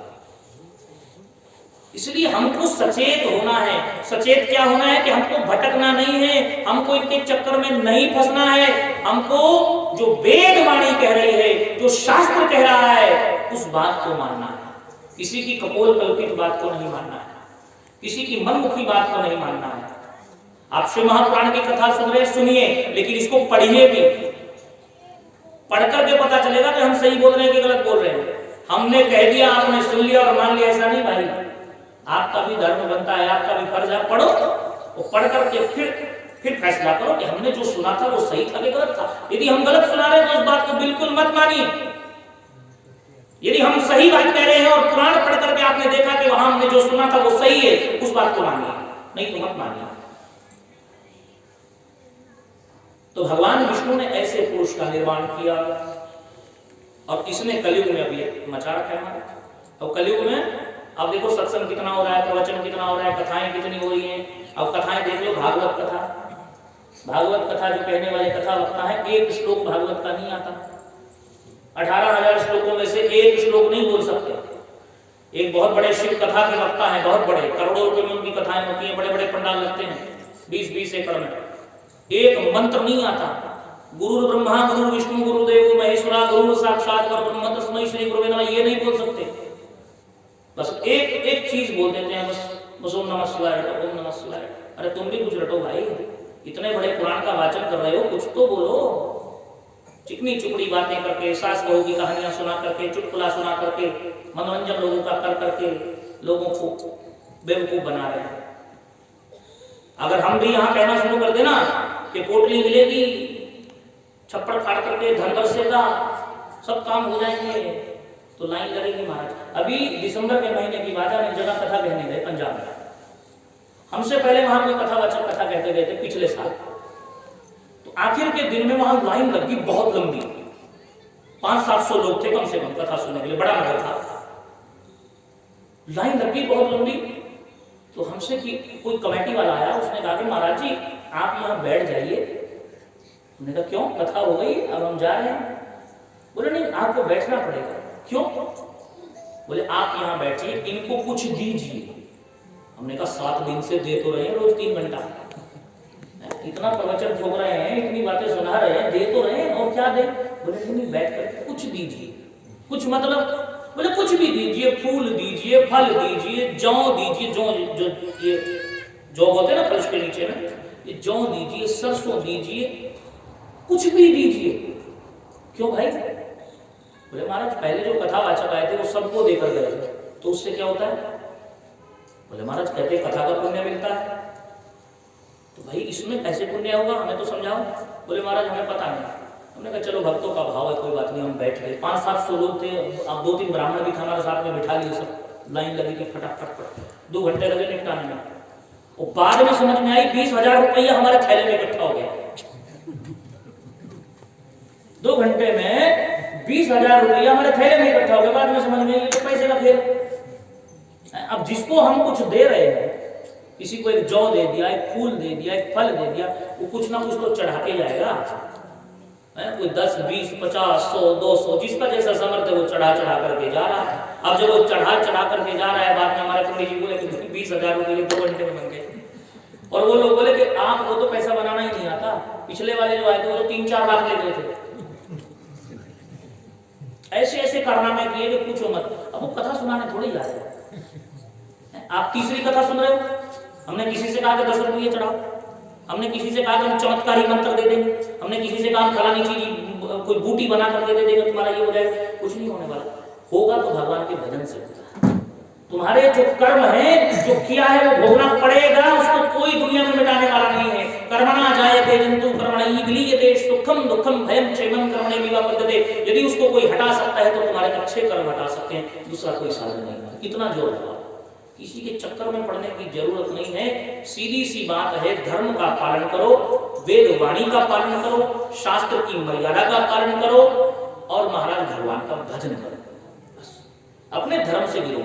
जो हमारे शास्त्रों ने कहा है, पूजा करो, पाठ करो, मंदिर जाओ, माता पिता गुरु गौ की सेवा करो, संतों की सेवा करो, ब्राह्मणों की सेवा करो, अपने बुजुर्गों की सेवा करो, अच्छे संस्कार अपने बच्चों को दो, भगवान का भजन करो। ये सबसे जरूरी बात है, धर्म की बात है। इस मुंडी पुरुष ने कलयुग में महाराज भगवान विष्णु के कहे अनुसार सबको ही अधर्म परोसना शुरू कर दिया, सबको ही अधर्म परोसना। और महाराज सुनने में बड़ा अच्छा लगता है। अब हम आपको कहेंगे सुबह जल्दी उठो, ब्रह्म मुहूर्त में जगो, ऐसा करो वैसा करो, और कोई आकर के ना महाराज ये सब करने की जरूरत नहीं है। क्या करें? बोले रजाई में बैठो, सीधे उठो, मुंह पे हाथ घुमाओ, बैठ जाओ, कुछ भी करने की जरूरत नहीं है। इसका मतलब क्या है? इसका मतलब यह है ये अधर्म है। धर्म निरपेक्षता सबसे बड़ा अधर्म है।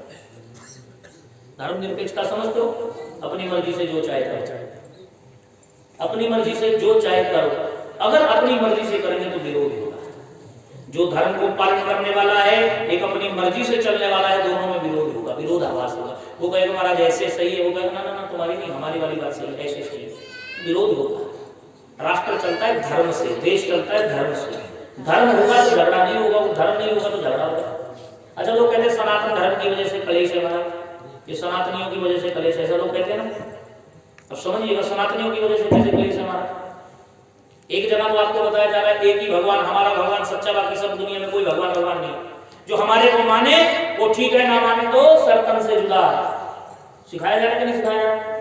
और हमारे वाले क्या कह रहे हैं? हमारे वाले कह रहे हैं पेड़ भी भगवान है, पीपल भी भगवान है, बरगद भी भगवान है, बिल्वपत्र भी भगवान है, आंवला भी भगवान है। सिखा रहे कि नहीं सिखा रहे? आम भी भगवान है, हमारे यहाँ कह रहे हैं चींटी में भी भगवान है, कुत्ता में भी भगवान है, मुर्गा में भी भगवान है, कबूतर में भी भगवान है, कोयल में भी भगवान है, कौवा में भी भगवान है, गाय में भी भगवान है, बैल में भी भगवान है, अरे शुक्र में भी भगवान है। सिखाते कि नहीं सिखाते? सूरज भी भगवान, चंदा भी भगवान, धरती भी भगवान, नदी भी भगवान, समुद्र भी भगवान। गंगा की पूजा कर रहे हैं, जमुना की पूजा कर रहे हैं, सरस्वती की पूजा कर रहे हैं, नर्मदा की पूजा कर रहे हैं, सागर की पूजा कर रहे हैं, हर चीज की तो पूजा कर रहे हैं, धरती को प्रणाम कर रहे हैं। हमारे यहाँ तो कहा गया कि सर्व खलविदं ब्रह्म, सब में भगवान। अब जिसका मन करे प्रकृति को मानो, जिसका मन करे मालक परमात्मा का दर्शन नदियों में करो, जिसका मन करे महाराज अपने माता पिता में करो, जिसका मन करे धरती में करो, जिसका मन करे पेड़ों में करो, जिसका मन करे जहां करे वहां करो। हरि व्यापक सर्वत्र समाना, हरि सब जगह समान रूप से विद्यमान है, सब जगह भगवान है, सब जगह भगवान का दर्शन। तो सनातन की गति क्या है? वो तो सब में भगवान देख रहा है, तो यहाँ तो कोई विरोधी नहीं है, यहाँ तो कोई झगड़ा ही नहीं। अब चाहे कोई पीपल को प्रणाम करे, चाहे कोई बरगद को प्रणाम करे, चाहे कोई कौवा को प्रणाम करे, चाहे कोई तोता को प्रणाम करे, तोता को सुखदेव जी महाराज कहते हैं, कौवा को काग भुसुंडी जी कहते हैं। या तो सब में भगवान का दर्शन करते हैं। कुत्ता को भी कहते हैं भैरव जी का वाहन है, कहते कि नहीं कहते हैं? हर एक को प्रणाम है। तो सनातन की वजह से कैसे कलेश है आप, ये बात है। इससे बढ़िया तो सनातन की कोई फिलोसफी नहीं हो सकती। हो सकती है क्या? सब में भगवान, माने तुम में भी हम में भी, जितना तुम में उतना हम में, सब में भगवान। तो सब में भगवान को मानने वाले झगड़ालू है कि जो कहते कि नहीं हमारे वाला एक, जो इसको ना माने वो महाराज काफिर है, जो इसको ना माने वो ठीक नहीं है। ये बात सही है कि गलत बताओ? अब तुम्हारे वाले को माने तो ठीक है, हमारे वाले को ना माने तो तुम हमारे नहीं हो सकते। हमारे वाले का सब में भगवान। भाई समझिएगा, सबको अलग अलग स्वाद चाहिए।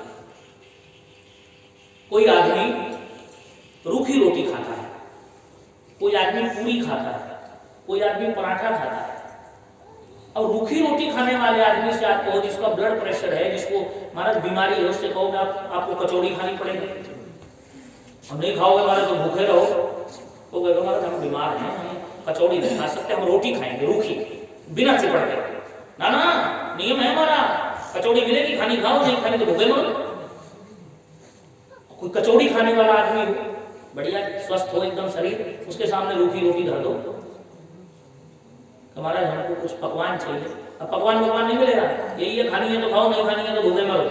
लेकिन हमारे यहाँ ऐसा नहीं है। हमारे यहाँ चाहे पूरी खाओ, चाहे पराठा खाओ, चाहे कचौड़ी खाओ। हमारा पराठों में भी इतनी वैरायटी है, गोभी का पराठा, मूली का पराठा, आलू का पराठा, पनीर का पराठा है, पूरियों में भी, कचौड़ियों में भी कितनी सारी। रोटियों में महाराज गेहूं के आटे की रोटी, ज्वार के आटे की रोटी, बाजरे के आटे की रोटी, मक्की के आटे की रोटी, कितनी वैरायटी है। माने जिसका मन शिव जी में लगे शिव जी में लगाओ, जिसका राम में लगे राम में लगाओ, जिसका कृष्ण में लगे कृष्ण में लगाओ, जिसका दुर्गा में लगे दुर्गा में लगाओ, और जिसका इन मूर्तियों वाले में ना लगे तो प्रकृति को परमात्मा समझो, प्रकृति में परमात्मा का, भगवान का, ईश्वर का दर्शन करो। तो हमारे यहाँ कोई ऐसी बाध्यता नहीं है कि बीमार आदमी को कचौड़ी ही खानी पड़ेगी। भाई जो बीमार आदमी है वो रोटी खा ले, जिसका शरीर स्वस्थ है वो कचौड़ी पकौड़ी खाएगा। जिसको रस लेना है, जिसको आनंद लेना है, वो मुरली वाले का ध्यान करे। जिसको मर्यादा अच्छी लगती है वो राम जी का ध्यान करेगा। और जिसको महाराज भक्कड़ बनना अच्छा लगता है वो महादेव की आराधना करे। तो जिसको जहां स्वाद मिलता है वो वैसा बन जाए, वो वही ले। आप समझे हमारी बात को क्या कह रहे हैं? आ रही है समझ में? तो खाली पीली जा रही है ऊपर से, है? समझ रहे हैं? ये देखिए तीसरा साल है कथा का, थोड़ा सा सुनने का लेवल बढ़ाएगा। हम क्या चाहते हैं कि कथावाचक ऐसा होना चाहिए जो हमको सीधी सीधी बात बताए। वो सीधी सीधी बताएगा, लेकिन कब तक? पहली कक्षा से दूसरी में जाइए, दूसरी से तीसरी में जाइए, तीसरी से चौथी में जाइए, चौथी से पांचवी में जाइए। और तो पहली में थोड़े पढ़े रहोगे, पहली कक्षा में ही रहोगे तो फिर स्तर कैसे बढ़ेगा? तो थोड़ा सा अपना सोचने समझने का, बुद्धि का स्तर बढ़ाइए, थोड़ा सा ज्ञान का स्तर बढ़ाइए, थोड़ा सा ऊपर उठिए। तीसरी ये कथा है, तो कथा का सार सब जगह एक ही मिलेगा। आप कोई भी पुराण की कथा सुनो। या भगवान विष्णु ने मुंडी से कहा जाकर कलयुग में प्रचार करो, मुंडी आज प्रचार कर रहा है। कुरुक्षेत्र की घटना सुनी आज के बारे में? सुनी? कल हमने चर्चा की थी, बिहार में 2 दिन पहले यही घटना हुई, आज कुरुक्षेत्र में हुई। हजारों ब्राह्मण हैं, यज्ञ के लिए निमंत्रण देकर के बुला लिए। कोई वृंदावन से आया, कोई मध्य प्रदेश से आया, कोई राजस्थान से आया, कोई गुजरात से आया, हजारों ब्राह्मण। वो खाने में क्या दे रहे हैं? बासी भोजन, सड़ा हुआ भोजन, दुर्गंध हो रही है उसमें। ब्राह्मणों ने खाने से मना कर दिया कि हम नहीं खाएंगे, नहीं खाएंगे। तो इस बात पे झगड़ा हो गया, मार पिटाई हुई। उन्होंने ब्राह्मणों को मारा, और ये ब्राह्मणों के जो बच्चे सब गुरुकुलों के बच्चे हैं, 15 से 25-30 साल की आयु होगी सबकी, बालक है। उन्होंने भी आगे से हाथापाई की होगी, जो भी हुआ उनके बीच में। इस बीच में गोली चल गई, गोली चली तो उसमें 3 ब्राह्मणों का शरीर छूट गया। ये कुरुक्षेत्र की घटना है, थीम पार्क की आज की। उनका शरीर, अब बताओ उस यज्ञ से क्या कल्याण हो पाएगा? उस यज्ञ से क्या भगवान प्रसन्न हो जाएंगे? कल भी हम ये चर्चा कर रहे थे बिहार के बारे में। उस यज्ञ का फायदा क्या है महाराज? अब किसी ने यज्ञ में करोड़ों रुपए कमा लिए, कमा करके वो साथ गए और कर दिया सत्यानाश। यही कलयुग है महाराज, यही मुंडी का काम है, यही अधर्म है, यही पाप है। तो अब यज्ञों में ब्राह्मणों को बुला करके मार पिटाई कर रहे हैं, गोली तक मार दिए 3 ब्राह्मण, ब्रह्म हत्या हो गई। जिस यज्ञ में ब्रह्म हत्या हो गई, अब समझिए कि वहां क्या हाल होने वाला है। इस देश के ऊपर हम पूज्यपाद मनुपीठ वाले महाराज जी को सुन रहे थे 2-3 दिन पहले, राजेंद्राचार्य महाराज, आपने सुना होगा। बहुत दिव्य मूर्ति है, बहुत दिव्य संत है, और उनकी वाणी इतनी अद्भुत है कि शास्त्र के बिना एक शब्द नहीं बोलते, बिना प्रमाण के कुछ नहीं बोलते। उन्होंने ऐसा कहा कि कुछ ही समय है, कुछ ही समय भारत नहीं पूरे विश्व पर वैश्विक स्तर पर घोर संकट आने वाला है। जैसे कोरोना आया था ना, कोविड आया था, घोर संकट आने वाला है। और इसमें वही बचेगा जो गाय की रक्षा करेगा, गाय से प्रेम करेगा, जो गौ माता की सेवा करेगा, वही बच पाएगा, नहीं तो बच नहीं पाएगा। तो ये कलयुग का ही प्रभाव है महाराज। समय वो है, हमें लगभग 15-17 साल पहले की बात है, दिव्य संत मिले थे।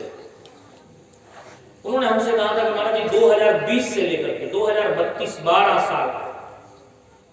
साल में सनातन का परचम ऊपर जाएगा, और जितने भी अधर्मी विधर्मी सब निपट जाएंगे 12 साल में, सब निपटेंगे। और 2020 में कोरोना आया, उसके बाद सब पूरे विश्व में क्या हुआ, फिर उसके बाद कुछ देशों में युद्ध की स्थिति हुई, लड़ाई झगड़े युद्ध हुआ, वो चल रहा है अभी। और 32 तक, अभी 25 है, 7 साल और 7 साल में जो आदमी धर्म से जुड़ा रहेगा वो बचा रहेगा, अधर्मी विधर्मी सब निपट जाएंगे महाराज, सब निपटेंगे। इसलिए धर्म को जुड़िए, धर्म से जुड़ करके पहचानिए धर्म को। अच्छा, आम सामान्य जन का इसमें दोष नहीं है, दोष उसका है जो बताने वाला है, सिखाने वाला है, कहने वाला है। अब सामान्य जन को क्या पता क्या करना है क्या नहीं करना।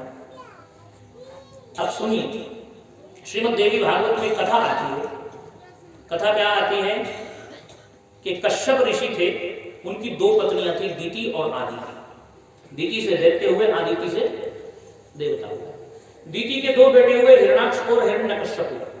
हिरण्याक्ष को भगवान ने वराह अवतार लेकर के मारा, हिरण्यकश्यप को नरसिंह अवतार लेकर के मारा। तो दीति मां के मन में इच्छा हुई कि मेरा ऐसा कोई पुत्र हो जो इंद्र के समान बलशाली हो, इंद्र के जैसा हो। तो दीति मां ने कश्यप जी से कहा, अपने पति से कहा, मैं ऐसा पुत्र चाहती हूं। कश्यप ने कहा ठीक है। कश्यप ऋषि गए पर्वत पर, 100 वर्षों तक भगवान शिव की आराधना की। शंकर जी प्रसन्न होकर के प्रकट हुए, वत्स मांगो क्या मांगते हो? बोले बाबा मुझे पुत्र चाहिए। शंकर जी ने कहा ठीक है, माना चाहिए तो पर आपके जैसा चाहिए। बोले बाबा, बोले मेरे जैसा?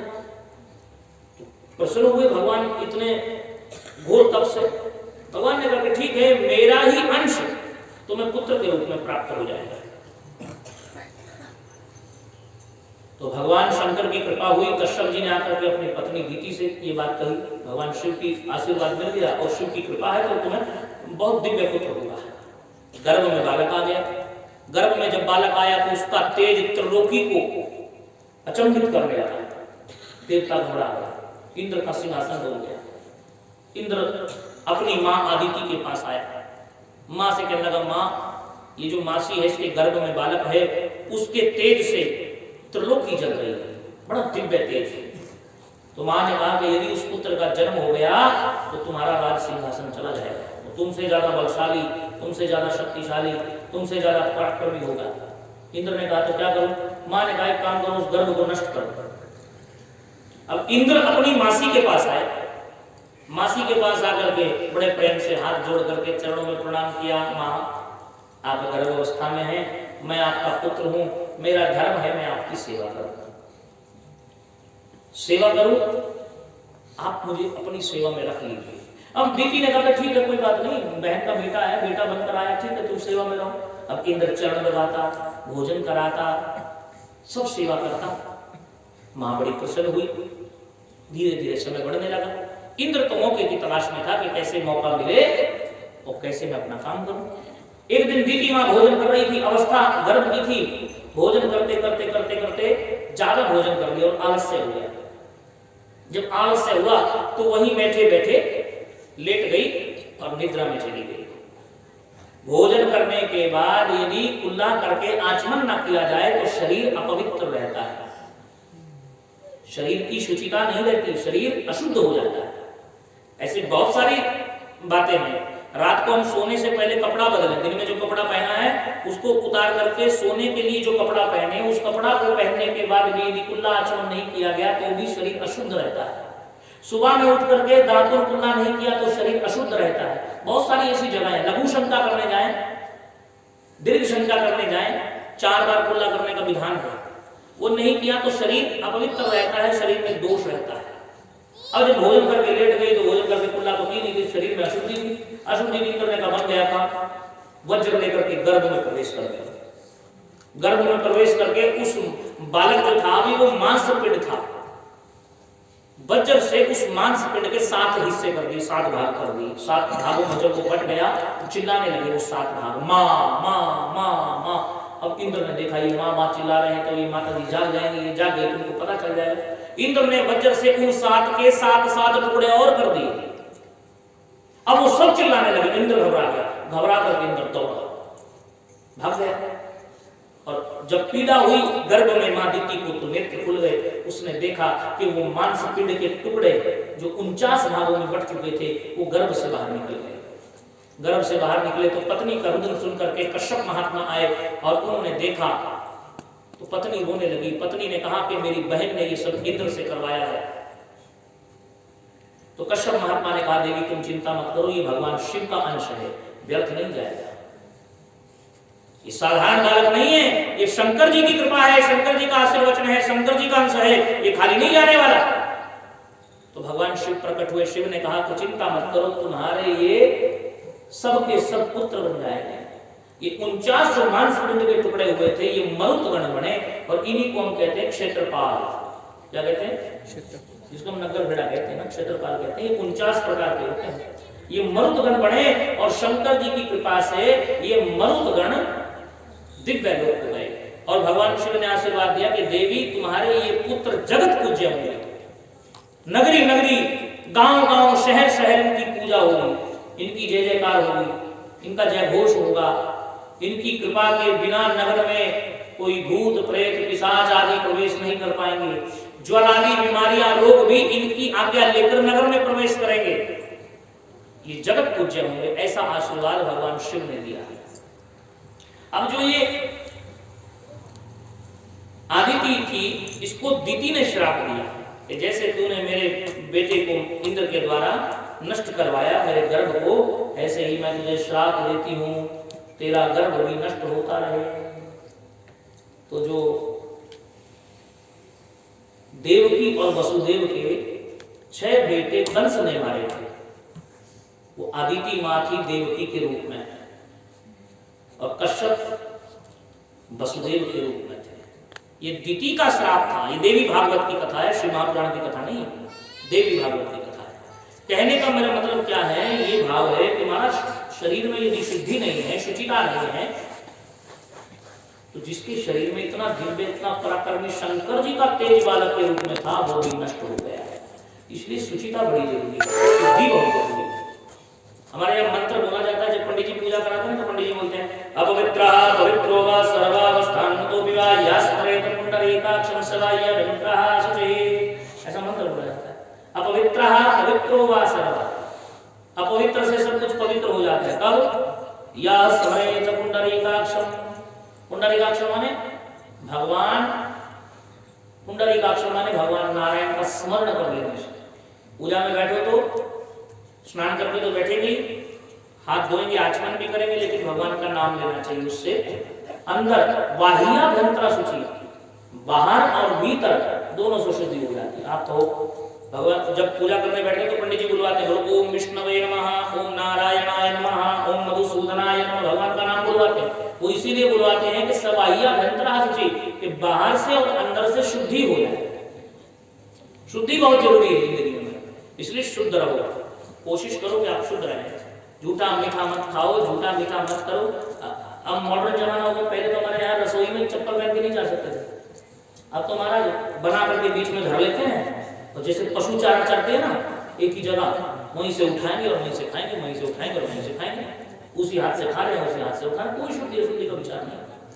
और ये बातें बड़ी छोटी छोटी हैं, और लेकिन इनका प्रभाव बड़ा जोरदार है। हमारी दादी अम्मा जब तक रही, हिम्मत नहीं हुई कोई बिना नहाए रसोई घर में चली गई। अगर चली गई, गलती से देख लिया तो महीना भर पीछा नहीं छूटता था, ऐसे घर की है, तुझे पता नहीं, सिखाया नहीं, ये है वो। अब तो हमारे बाल खुले हैं, सिर पे चुन्नी नहीं है, सब्जी में बाल निकल रहे हैं, रोटी में बाल निकल रहे हैं, चप्पल पहन करके हैं, महाराज एक फोन लगा है कान के, उसी से खा रही है, उसी से बना रही है। घर में दो मंदिर होते हैं, एक मंदिर होता है जिसमें भगवान है, एक मंदिर होता है जिसमें माँ अन्नपूर्णा है। जिसके घर में इन दो मंदिरों की शुद्धि होती है, उसके घर में कभी भी क्लेश नहीं होता। जिस घर में इन दो मंदिरों की शुद्धि होती है, उस घर में कभी अन्न की कमी नहीं होती। जिस घर में इन दो मंदिरों की शुद्धि होती है, उस घर में कभी रोग नहीं आता। ये दो मंदिर हैं, दोनों की शुद्धि होनी चाहिए। जैसे मंदिर में हम चप्पल पहन के जाते हैं, तो रसोई घर भी मंदिर है, वो अन्नपूर्णा का निवास स्थान है, और अन्नपूर्णा रहती है, और अन्नपूर्णा रहती है। और हम क्या कर रहे हैं, विचार करके देखो, तो घर में, रसोई घर में भी वही शुद्धि बनी होनी चाहिए जो शुद्धि हमारे घर के मंदिर में होती है ठाकुर जी के लिए। वही शुद्धि बना करके देखो। हम जो ये बातें बता रहे हैं ना, इसको इस्तेमाल करो, फिर विश्वास करना। 6 महीना करके देखो, घर में तुम्हारी दशा दिशा ना बदल जाए तो कहना। 6 महीना करो हमारे कहने से, 6 महीना घर की शुद्धि। और ये माताओं के हाथ में, गृहिणियों के हाथ में है। चप्पल पहन करके रसोई घर में जाना बंद कर दे, बिना स्नान के जाना बंद कर दे, सिर खुला जाना बंद कर दे, और कोई प्रवेश ना करे रसोई घर में। बोलो खाना बनाएंगे तो बाहर बैठो, वहीं खिलाएंगे, भगवान को भोग लगाओ और वहीं खिलाओ। रसोई घर में शुद्धि रखो और मंदिर में शुद्धि रखो। 6 महीना करो, 6 महीना में दिशा दशा ना बदले जीवन की तो कहना। करके देखो ना, तब पता चलेगा। केवल कहने और सुनने से नहीं होगा, करने से होगा। ऐसा करो। शुचिता नहीं की तो दीदी के साथ देवराज के अंदर ये कर गए, शुचिता रहेगी। अब लोग कहते हैं ना कि फलाने आदमी को भूत चिमड़ गया। कहां से चिमड़ गया भूत? शरीर की अशुद्धि है, तभी तो प्रवेश किया। शरीर में शुद्धि रहती तो कैसे होता? शरीर की शुद्धि बनी होगी तो भूत और प्रेत कुछ नहीं आएगा पास में हमारा, वो भी दूर होकर चलेगा जहां शुद्धि होगी, और जहां अशुद्धि होगी वहां दौड़ करके आएंगे। बाहरी श्रृंगार का हम बहुत ध्यान रखते हैं, लेकिन शुद्धि का ध्यान रखते हैं, शुचिता बहुत जरूरी है। भगवान विष्णु ने मुंडी से कहा कि कलयुग में जाओ, ऐसा प्रचार प्रसार करो, ऐसा प्रचार प्रसार। अब मुंडी तो घूम रहा है, कलयुग में बचने का साधन करो, बचने का साधन भगवान का नाम लो, भगवान का भजन करो। और धर्म की जानकारी ज्यादा नहीं भी हो तो कोई बात नहीं, पर अधर्म मत करो, पाप मत करो, गलत मत करो। कल भी हमने आपसे ये बात कही थी, श्रूयताम धर्म सर्वस्वम श्रुत्वा चैवावलयताम आत्मना प्रतिकूलानि परेशान न समाचरेत्। कहा कि महाराज जो स्वर्ग से आए हुए जीव होते हैं उनके लक्षण हैं। ब्रह्मा जी बता रहे हैं नारद जी को, जो नरक से आए हुए जीव हैं उनके भी लक्षण होते हैं। क्या? स्वर्ग स्थिता नामिह जीवलोके चत्वारि तेषां हृदये वसन्ति दान प्रशस्तं मधुरा च वाणी देवार्चनं जो स्वर्ग से आए हुए जीव होते हैं उनके 4 लक्षण हैं। क्या? दानम प्रशस्तम, वो दानी स्वभाव के होते हैं, दान करने वाले होते हैं। दान करने वाले का मतलब इससे देश को पता ना चले, ऐसा दान बोले तो 100 रुपया दे दिया जब तक ढोल बजाना बजे, 100 रुपया दिया तब तक दिल को तसल्ली ना मिले, वो दान नहीं। ऐसे बहुत सारे लोग आते हैं, 100 रुपया दे दिया कथा में, हमारा नाम ही नहीं बोला तुमने, पूरा चिल्ला करके बोलो मंच से कि हमने 100 रुपया दिया, वो दान नहीं। दान और दान देने के लिए सोचना ना पड़े। सोचने का मतलब कि हम विचार 5 दे दूंगे, 2 दे दूंगे, 1 दे दूंगे, जितना है दे दीजिए। किसी गरीब की मदद के लिए, कोई भूखा है उसको दे दीजिए।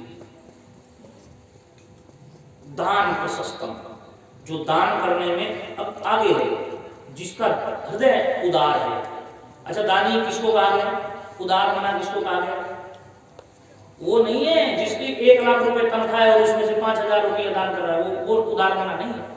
उदार मना कौन है? उदार मना वो है जिसकी तनख्वाह 5,000 है और उसमें से 4,000 दान कर रहा है, वो उदार मना। बड़े दिल वाला, बड़े हृदय वाला, वो उदार है। अब समझिएगा, कुछ दिन पहले एक बेटी की शादी थी किसी गांव में, सच्ची बात बता रहे हैं। ये अंकुर जी है ना, हमारे पंडित जी जो पूजा कराते हैं, इनके एक मित्र हैं पंडित जी, उन्होंने इनको बोला कि आप जाकर के वहां पे शादी पढ़वा दे, फेरे करवाने थे, जो पूजा पाठ का काम था वो करवाना था। ये पंडित जी पहुंच गए तो अब वो मड़ा बांधने की तैयारी करने लगे। तो पंडित जी ने बोला कि भाई लड्डू लेके आओ। अब वो लड़की की तो माँ थी कि कौन थी, वो रोने लगे। सत्य घटना बता रहे, रोने लगे। माँ नहीं थी, कौन थी? कौन रोया? लड़की वालों से मैंने लड्डू मांगे थे, मंडा बांधने के लिए। हाँ। वो करेगा लड्डू सवाली कुछ नहीं है। हाँ। कुछ तो होगा, चीनी का गुरुजी को भी नहीं।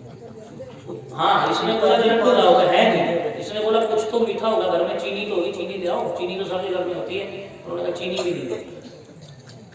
लड़की की बुआ ने 3,000 रुपया ब्याज पे दिया, उधार दिया। 3,000 रुपया दिया शादी करने के लिए। दाल चावल 2 किलो गुलाब जामुन, 2 किलो गुलाब जामुन मंगाए गए, थोड़ी सी दाल मंगाई गई, थोड़े से चावल, जो 10-20 लोग आने वाले थे लड़की वाले, ऐसा। तो फिर इसने हमको फोन किया कि गुरुजी ऐसी ऐसी बात है। हमने कहा पहले पड़ताल करो अच्छे से। अब इसने पड़ताल की, उनसे सब पूछा तो फोन किया इसने कि कुछ नहीं है महाराज, ये लड़की है और बेचारी बहुत रो रही है, ऐसे करके बात है, और क्या करें। तो हमको लगा कि ठीक है, जेन्युइन केस है, मतलब ऐसा नहीं है। तो हमने कहा इसके बच्चे को कि अपना तो स्टेटस लगा व्हाट्सएप पे कि बेटी की शादी है, इसमें जो अपनी सेवा देना चाहते थे। तो इसने लगा दिया। तो उसमें 10-20 आदमी थे, उन्होंने सीधा डायरेक्ट बिना सवाल किए, कौन है, कैसे है, क्या करना है। किसी ने 2,000, किसी ने 5,000, किसी ने 20,000, किसी ने 10,000, 20,000 रुपये लोगों ने। 5-7-10 लोगों ने पैसा दिया, तो पैसा इकट्ठा हो गया। तो इसने हमको फोन किया कि ऐसे ऐसे है। तो जो सामान नहीं था हम गाड़ी लेकर के गए, सामान खरीदा, गाड़ी में भरा, पहुंच गए। ये बोला कि सब पूरा हो गया। उस एक बेटी की शादी में जो चाहिए होता है, जैसे बेड है, अलमारी है, शीशा है, सिलाई मशीन है, कुकर है, गैस चूल्हा है, ये सब जो भी सामान रहता है, बर्तन बाटा जो भी है, वो सब करके फिर हमने कहा कि अब ये स्टेटस हटा करके लगा कि आप सबके सहयोग से हमारा ये कार्य पूरा हुआ, अब कोई पैसे ना भेजे। जितना पैसा था वो सब लगाया, उसमें से जो पैसा बचा वो पैसा इस बच्चे ने उस गुड़िया के हाथ में रख दिया कि बहन ये पैसा तो अपने साथ लेकर के अपने ससुराल जा, वहां जाकर के तुझे इसकी जरूरत पड़ेगी। अब रख कर उसके हाथ में जो बचा रख दिया, चली गई। अब उसमें जिन्होंने दान दिया, हमें आधे लोगों का नाम भी नहीं पता किसने दिया, बस वो देखा, उन्होंने देख करके सीधा ऑनलाइन में पेमेंट कर दिया कि ये पकड़ो महाराज पैसा। हमें ये भी नहीं पता, उसमें से कुछ लोगों को ये भी नहीं पता कि किसने कितना दिया, किसने दिया। ये तो दान प्रशस्तम, जो ऐसा दान करे वो महाराज स्वर्ग से आया है। दान प्रशस्तम मधुराच वाणी, जिसकी वाणी में मधुरता है, जो मीठा बोलता है, जो प्यारा बोलता है, जो कड़वा नहीं बोलता, वो स्वर्ग से आया है। दान प्रशस्तम मधुराच वाणी देवार्चनम, जो देवताओं का अर्चन पूजन करता है, और ब्रह्मण तर्पण, अपने पितरों का तर्पण करता है। ब्राह्मणों को संतुष्ट करता है। ये 4 लक्षण बताए गए जो स्वर्ग से आने वाला है। ब्रह्मा जी बोले ये स्वर्ग से आने वाले के लक्षण है, तो नारद जी बोले महाराज नरक से आने वाले के क्या लक्षण है? बताया कार्पण्य वृत्ति स्वजनेषु निंदा उच्चैता नीच जनेषु शक्ति अतीव रौषा कटुका च वाणी नरस्य चिह्नम नरकागमना। अब कहा महाराज जो कार्पण्य वृत्ति माने जो कंजूस है, कृपण है, धन होते हुए भी जो नहीं दे रहा, धन होते हुए भी जो दान में नहीं लगा रहा, धन होते हुए भी जो परमार्थ में नहीं लगा रहा, धन होते हुए भी जो सेवा में नहीं लगा रहा, कार्पण्य वृत्ति, जिसकी वृत्ति ऐसी है, जो कंजूस है, महाकंजूस है, बोले महाराज वो नरकगामी होता है। स्वजनेषु निंदा, अपने परिवार की, संबंधियों की, मित्रों की निंदा करने वाला, उनकी चुगली करने वाला। और कहा महाराज नीच जनेषु शक्ति, नीच जनों की संगति करने वाला, उनके साथ रहने वाला। अतीव रौषा, सदा ऐसे लोग होते हैं ना, उनकी शक्ल ऐसी होती है महाराज, पता नहीं किस बात से गुस्सा देख करके ही पता चल जाएगा ये महाराज काय को नाराज है, पता नहीं नाराज है, क्यों नाराज है? ऐसा एक आध रिश्तेदार ऐसा जरूर मिलता है, शादी हो ना वो अलग बैठा रहेगा कुर्सी पे, बात कुछ नहीं, तो पूछे ये क्यों नाराज है, तो पता नहीं महाराज तो नाराज है। अतीव रौषा, जिसकी सूरत ही ऐसी बना करके जो रखता है महाराज जैसे नाराज है। और कटुकाच वाणी, जिसकी वाणी कड़वी है, जो हमेशा गाली बोलता रहता है, हमेशा अपशब्द बोलता रहता है, जो हमेशा डांटता रहता है, हमेशा चिल्लाता है, कटुकाच वाणी। और नरस्य चिन्हम नरकागमना, ये जो चिन्ह है ये बताते हैं कि ये आदमी नरक से आया है, नरक में जाएगा। ब्रह्मा जी ये बात नारद जी को बता रहे हैं। नारद जी ये चिन्हों से पहचान होती है कि कौन स्वर्ग से आया, कौन नरक से आया, कौन जाएगा और कौन नहीं जाएगा। इसलिए महाराज आप ऐसा बनिए कि हम स्वर्ग में जाएं, मीठा बोलिए, दान कीजिए, मीठा बोलिए, गरीबों की मदद कीजिए। एक और बात है, बड़े बड़े भंडारे लोग कर देते हैं, हमने देखा है बड़े बड़े भंडारे करते हैं, लाखों करोड़ों रुपए भंडारे में खर्चा कर देंगे और उसका अपना रिश्तेदार भूखा मरता है, उसकी मदद नहीं करेंगे 2 रुपए। रिश्तेदार गरीब हो तो उसका फोन नहीं उठाएंगे, कभी पैसा मांग ले। हरिद्वार में जाकर के भंडारा खूब करेंगे, वृंदावन में जाकर के खूब भंडारा चलाएंगे, पर रिश्तेदार गरीब हो ना, संबंधी गरीब हो, उसकी मदद नहीं करेंगे। भाई उसमें भी तो वही नारायण है जो नारायण वहां है। दान करते समय, मदद करते समय, देते समय ये मत देखिए कि महाराज आपका नाम चमकेगा कि नहीं चमकेगा। भंडारा करने से तो पता चलेगा कि फलाना आदमी ने भंडारा किया। भाई अरे किसी अपने संबंधी की, अपने भाई की, अपने रिश्तेदार की मदद कर दीजिए, वो भी दान है। दान प्रशस्तम मधुरा च वाणी, वाणी में मधुरता लाइए, मिठास लाइए, प्रेम से बोलिए, मीठा बोलिए, अच्छा बोलिए। और महाराज देवार्चनम, देवताओं का अर्चन कीजिए, पूजन कीजिए और अपने पितरों का तर्पण कीजिए, ब्राह्मणों को संतुष्ट कीजिए, ब्राह्मणों को प्रणाम कीजिए। तो ये स्वर्ग में जाने वाले के लक्षण है और स्वर्ग से आने वाले के लक्षण है। ऐसे लक्षण अपने भीतर प्रकट कीजिए महाराज, तो कल्याण हो पाएगा। बोल भक्त वत्सल भगवान की जय। इसलिए प्यारे ये सब होगा भगवान की कृपा से। भगवान की कृपा के बिना